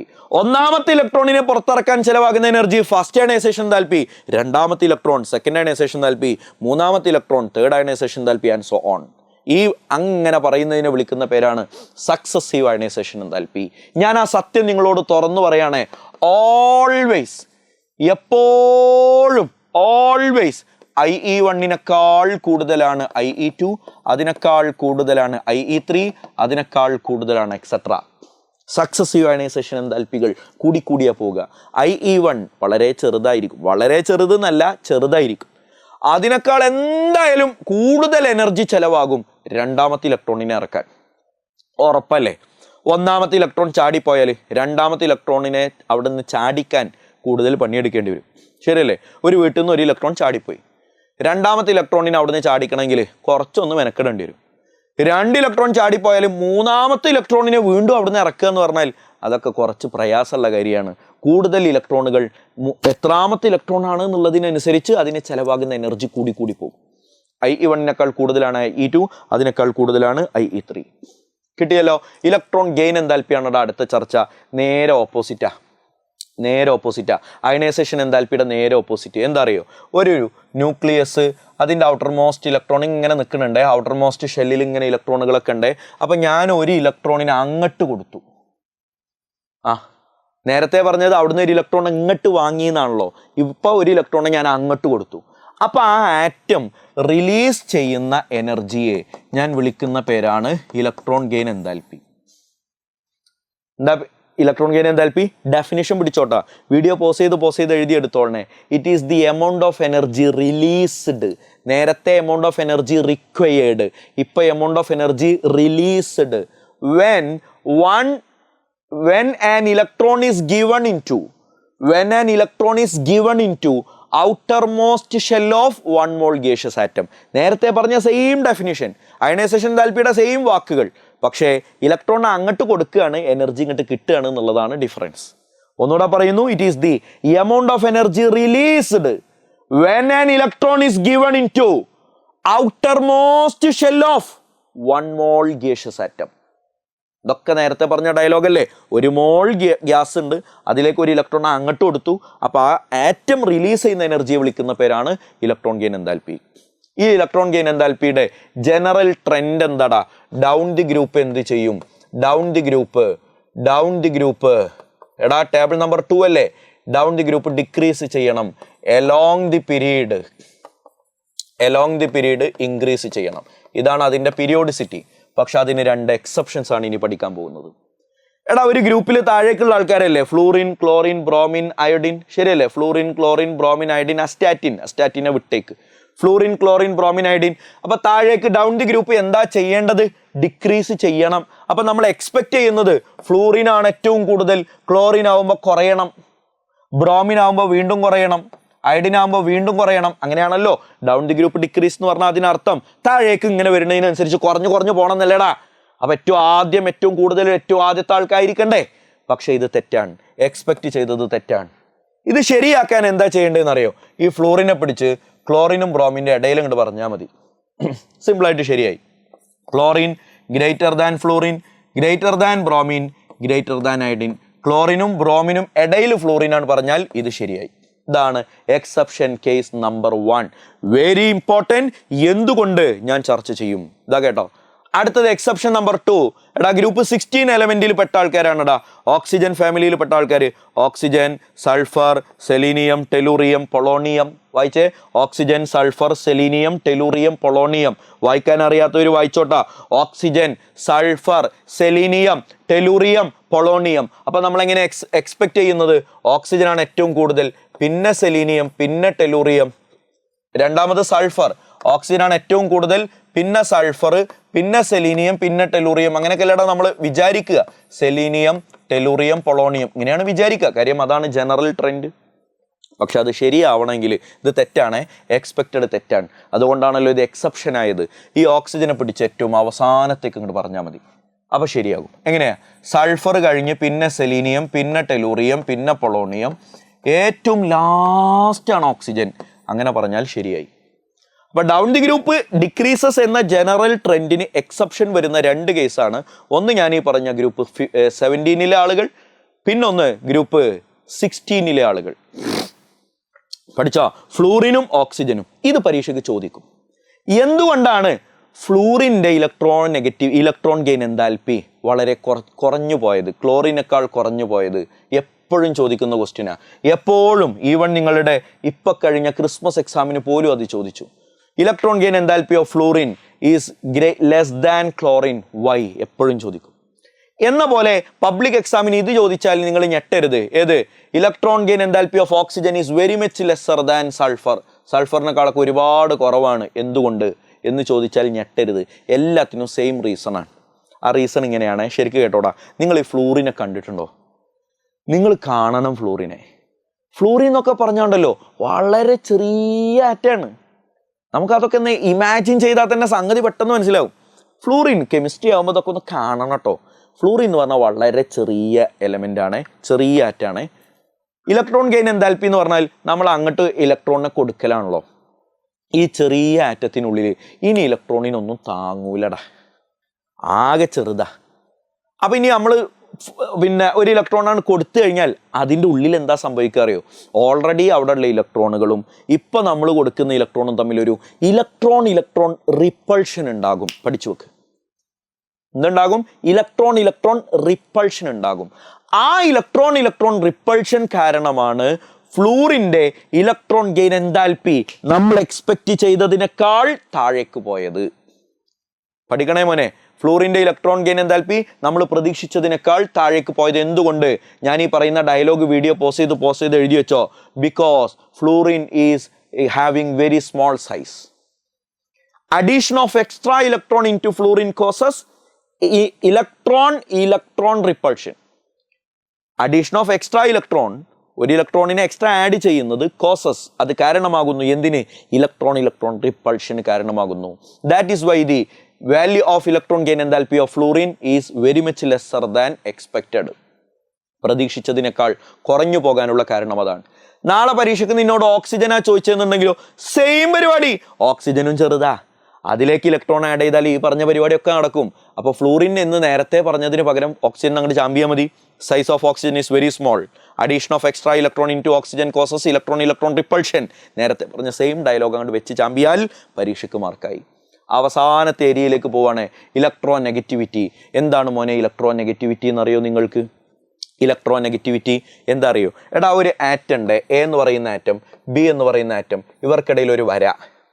ഈ വര എന്ന് പറഞ്ഞാൽ എന്താടാ? 2 ഇലക്ട്രോണാ. നിങ്ങൾക്കറിയാലോ, ഒരു വര എന്ന് പറഞ്ഞാൽ 2 ഇലക്ട്രോണാ. ആ 2 ഇലക്ട്രോണുകളെ ബി എന്ന് പറയുന്ന ആറ്റം അയാളുടെ അടുത്തേക്ക് ഇങ്ങനെ വലിച്ചു ചേർത്തി നിർത്തിയിട്ടുണ്ടേ. വെറുതെ കേൾക്ക്. ഇയാളുടെ ഈ കഴിവിനെ വിളിക്കുന്ന പേരാണ് ഇലക്ട്രോ നെഗറ്റിവിറ്റി. അപ്പൊ ഒരു ആറ്റത്തിന്റെ ഇലക്ട്രോ നെഗറ്റിവിറ്റി എന്ന് പറഞ്ഞാൽ ഷെയർഡ് പെയർ ഓഫ് ഇലക്ട്രോൺ. ആര്? ഷെയർഡ് പെയർ, ഷെയർ ചെയ്ത പെയർ ഓഫ് ഇലക്ട്രോൺ. ഷെയർ ചെയ്യാറുന്ന 2 പേര് ഈക്വലി പങ്കിട്ടെടുക്കുന്ന പെയർ ഓഫ് ഇലക്ട്രോണിനെ ഒരാളുടെ അടുത്തേക്ക് ചേർത്തി നിർത്താനുള്ള ഒരു എലമെന്റിന്റെ കഴിവിനെ വിളിക്കുന്ന പേരാണ് ഇലക്ട്രോ നെഗറ്റിവിറ്റി. അപ്പൊ ഒന്ന് എഴുതി വെച്ചേടാ, വീഡിയോ പോസ് ചെയ്തിട്ട്. It is the ability of an atom to attract a paired share of electron. Ability of an atom to attract ചെയ്യാൻ a paired share of electron. Shared pair of electron. എങ്ങനെ പറയാ? Shared pair of electron. Shared എന്ന് പറഞ്ഞാൽ share ചെയ്തിരിക്കുന്ന pair of electron. Pair of electron എന്ന് പറഞ്ഞാൽ 2 electron. അപ്പൊ ആ 2 ഇലക്ട്രോണുകളെ തൻ്റെ അടുത്തേക്ക് നീക്കി വെക്കാൻ, ചേർത്തു പിടിക്കാൻ കഴിയുന്ന ഒരു എലമെന്റിന്റെ കഴിവിനെ വിളിക്കുന്ന പേരാണ് ഇലക്ട്രോ നെഗറ്റിവിറ്റി. വെറുതെ ഓർത്ത് വെച്ചേക്ക്. ഇലക്ട്രോ നെഗറ്റിവിറ്റിയുടെ ഒരു ടേബിളൊക്കെ NCERT കൊടുത്തിട്ടുണ്ട്. നീറ്റിന് ഇതിന്റെ വാല്യൂ കാണാതെ പഠിക്കാനുള്ള വഴികളൊക്കെ നമ്മൾ പറഞ്ഞു കൊടുക്കാറുണ്ട്. പബ്ലിക് എക്സാമിന് അതിന്റെ ആവശ്യമൊന്നുമില്ല. അവസാനത്തെ ഒരു ഏരിയ ആണെടാ വാലൻസ് ഓർ ഓക്സിഡേഷൻ സ്റ്റേറ്റ്. എടാ, നിങ്ങൾക്കറിയാവുന്ന ആൾക്കാര് ആരൊക്കെയാടാ? ലിഥിയം പറഞ്ഞേ, ബെറിലിയം പറഞ്ഞേ, boron, carbon, nitrogen, oxygen, fluorine, neon, ഇവരൊക്കെ അല്ലേടാ അറിയാവുന്ന ആൾക്കാർ. അതിന്റെ താഴെ sodium, magnesium, aluminium, silicon, phosphorus, sulphur, chlorine, argon, അതും അറിയാലോ. ഗ്രൂപ്പ് 1 എല്ലാവർക്കും ഇതാ കേട്ടോട്ടാ, വാലൻസ് ഇലക്ട്രോൺ. ഈ ഗ്രൂപ്പൊക്കെ നീ വിട്ടേക്ക്, ഗ്രൂപ്പിന്റെ കഥയൊക്കെ വിട്ടേക്ക്. വാലൻസ് ഇലക്ട്രോണ് നേരെ 1 മുതൽ അങ്ങോട്ട് എണ്ണിയാൽ മതി. വാലൻസ് ഇലക്ട്രോൺ ചോദിച്ചാലേ 1, 2, 3, 4, 5, 6, 7, 8. പഠിച്ചോ? എടാ, വാലൻസ് ഇലക്ട്രോൺ എന്ന് പറഞ്ഞാൽ ജസ്റ്റ് ആ നമ്പറാണ്. അപ്പോൾ നിന്നോട് ഇപ്പോൾ ഓക്സിജനിൽ എത്ര വാലൻസ് ഇലക്ട്രോൺ ഉണ്ടെന്ന് ചോദിച്ചാൽ ലിഥിയം മുതൽ എണ്ണുമ്പോൾ ഓക്സിജൻ എത്രാമതാണെന്ന് ജസ്റ്റ് നോക്കിയാൽ മതി. Lithium, beryllium, boron, carbon, nitrogen, oxygen 6ാമത്. അപ്പോൾ ഓക്സിജന്റെ വാലൻസ് ഇലക്ട്രോൺസ് 6. എടാ, ഇമ്പോർട്ടൻ്റ് ആണ് വാലൻസി. വാലൻസി എന്താന്ന് വെച്ചാൽ വാലൻസ് ഇലക്ട്രോൺ 1 ആണെങ്കിൽ വാലൻസിയും 1, 2 ആണെങ്കിൽ വാലൻസി 2, 3 ആണെങ്കിൽ വാലൻസി 3, 4 ആണെങ്കിൽ വാലൻസി 4.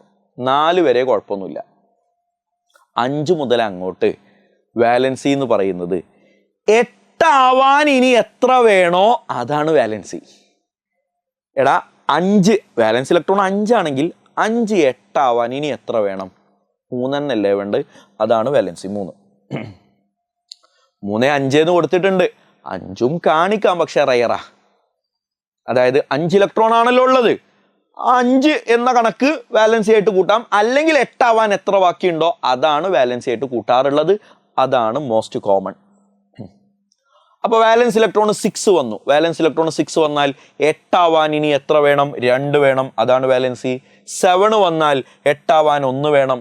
8 വന്നാൽ 8 ആവാൻ ഇനി ഒരു ഒലക്കയും വേണ്ട, 0. ഇതാണ് വാലൻസി. പഠിച്ചോ? അപ്പോൾ വാലൻസ് ഇലക്ട്രോൺ എന്നാൽ വാലൻസി കാണാൻ ഉള്ള ഒരു സംഗതി. ഇതിൽ നിന്ന് പബ്ലിക് എക്സാമിന് വളരെ റെയറായിട്ട് വല്ലപ്പോഴും എന്തൊക്കെ ചോദിച്ചിട്ടുണ്ട്. ഇതിനു മുമ്പ് പഠിപ്പിച്ച ഏരിയയിൽ നിന്നാണ് സ്ഥിരം ക്വസ്റ്റ്യൻ ചോദിക്കാറുള്ളത്. അതിലൊന്നും മിസ് ചെയ്യരുത്. ഡീലാണല്ലോ. അടുത്തത് ഇതാ കേട്ടോട്ടാ, ഓക്സൈഡ്. ഓക്സൈഡ് എന്ന് പറയുന്ന ഒരു ഏരിയയാണ്. NCERTയുടെ ലാസ്റ്റ് പേജിലുള്ള ഒരു സാധനമാണ്. അത് ആ ക്ലാസിഫിക്കേഷൻ ഓഫ് എലമെന്റ്സിന്റെ NCERT പേജ് ഒന്ന് വായിച്ചു നോക്കിയാൽ ഇത് വളരെ ഇമ്പോർട്ടൻ്റ് ആണ് ഫോർ എൻട്രൻസ് എക്സാംസ്. നീറ്റിനൊക്കെ ഇത് എപ്പോഴും ചോദിച്ച് കാണാറുള്ള സാധനം തന്നെയാണ്. നീറ്റിനൊക്കെ ഇത് എപ്പോഴും ചോദിച്ച് കാണാറുണ്ട്. പബ്ലിക് എക്സാമിന് ഇത് അത്ര ഇമ്പോർട്ടൻ്റ് ആണോ എന്ന് വെച്ചാൽ നിങ്ങൾ സ്കിപ്പ് ചെയ്യണ്ട, ഒന്ന് ഓർത്ത് വെച്ചേക്ക്. എടാ, ഓക്സൈഡുകൾ 4 വിധമുണ്ട്. ഏതൊക്കെയാണ്? Acidic oxide, basic, neutral, amphoteric. ഒന്ന് അതൊക്കെ ഒന്ന് ഓർത്ത് വെച്ചേക്കണേ, വെറുതെ ഒന്ന് സ്കിപ്പ് ചെയ്യേണ്ട, ചെറിയൊരു സാധനമല്ലേ ഉള്ളൂ. ആസിഡിക് ഓക്സൈഡിന് ഈ കാണുന്നതൊക്കെ NCERT പച്ചക്ക് പറഞ്ഞിട്ടുള്ള എക്സാമ്പിളാണ്. ഇതാ ആസിഡിക് ഓക്സൈഡിന് കാർബൺ ഡൈ ഓക്സൈഡ് Cl2O7 ഒന്ന് എഴുതി പഠിക്ക്. Basic ഓക്സൈഡിന് Na2O. ബേസിക് ഓക്സൈഡ് ഇങ്ങനെ ഓർക്കാൻ ഭയങ്കര എളുപ്പമാണ്. ഗ്രൂപ്പ് 1 ആൻഡ് ഗ്രൂപ്പ് 2 എലമെന്റുകളുടെ ഓക്സൈഡ് എന്ന് ഓർത്താൽ മതി. ഗ്രൂപ്പ് 1ഉം 2 ഒക്കെ ബേസിക്കാ. സോഡിയം ഗ്രൂപ്പ് 1 ആണല്ലോ, അപ്പോൾ അതിൻ്റെ ഓക്സൈഡ് ബേസിക് ആയിരിക്കും. പിന്നുണ്ട് ന്യൂട്രൽ എന്ന് പറഞ്ഞാൽ ആസിഡിക്കുമല്ല ബേസിക്കുമല്ല. അതിന് എക്സാമ്പിളാണ് കാർബൺ മോണോക്സൈഡ്. അപ്പോൾ കാർബൺ മോണോക്സൈഡ് ന്യൂട്രലല്ല, കാർബൺ ഡൈ ഓക്സൈഡ് ആസിഡിക് ആണ്. ജസ്റ്റ് ഒന്ന് കേൾക്കുമോനെ, അതൊന്ന് വെറുതെ അങ്ങനെ പഠിക്കുക എന്നല്ലാതെ ഇതിലൊന്നും എക്സ്പ്ലനേഷൻ്റെ ആവശ്യമില്ല. അസിഡിക് എന്ന് പറഞ്ഞാൽ ആസിഡായിട്ട് വർക്ക് ചെയ്യാൻ പറ്റുന്നത്, ബേസിക് എന്ന് പറഞ്ഞാൽ ബേസായിട്ട് വർക്ക് ചെയ്യാൻ പറ്റുന്നത്, ന്യൂട്രൽ എന്ന് പറഞ്ഞാൽ ആസിഡായിട്ടും ബേസായിട്ടും വർക്ക് ചെയ്യാത്തവർ. Example NO, N2O. NCERT പറഞ്ഞിട്ടുണ്ട്, ജസ്റ്റ് ഒന്ന് മറിച്ചു നോക്ക്, ഞാൻ വെറുതെ പറയണതാണോ. ഈ സാധനം ഓർത്ത് വെച്ചോ, ആംഫോട്ടറിക്. ഈ ആംഫോട്ടറിക്കിൽ 5 ആളെ കണ്ടില്ലടാ.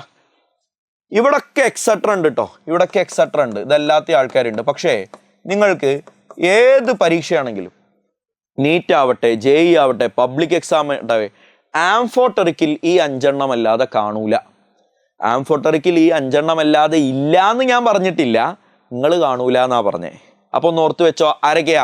അലുമിനിയത്തിൻ്റെ ഓക്സൈഡ്, ആഴ്സനിക്കിൻ്റെ ഓക്സൈഡ്, സിങ്കിൻ്റെ ഓക്സൈഡ്, ബെറിലിയത്തിൻ്റെ ഓക്സൈഡ്, ലെഡിൻ്റെ ഓക്സൈഡ്. PB എന്ന് പറഞ്ഞാൽ ലെഡാണ്, ലെഡിൻ്റെ ഓക്സൈഡ്. ഈ 5 ആളുകളാണ് ആംഫോട്ടറിക് ഓക്സൈഡ്സ്. Very important.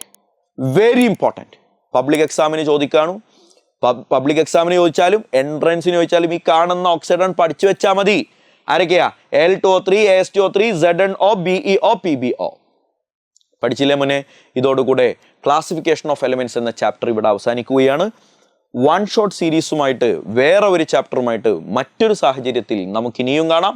വൃത്തിക്കൊന്ന് പഠിച്ചോളണേ മോനെ. ഇതൊക്കെ നിങ്ങൾക്ക് വേണ്ടിയിട്ടാണ് കേട്ടോ ഇതൊക്കെ തരുന്നത്. ഇതൊക്കെ ഒന്ന് സ്വീകരിക്കാനുള്ള മനസ്സ് നിങ്ങൾ കാണിക്കണേ. ബാക്കി നമുക്ക് അടുത്ത ക്ലാസ്സിൽ കാണാം. Thank you.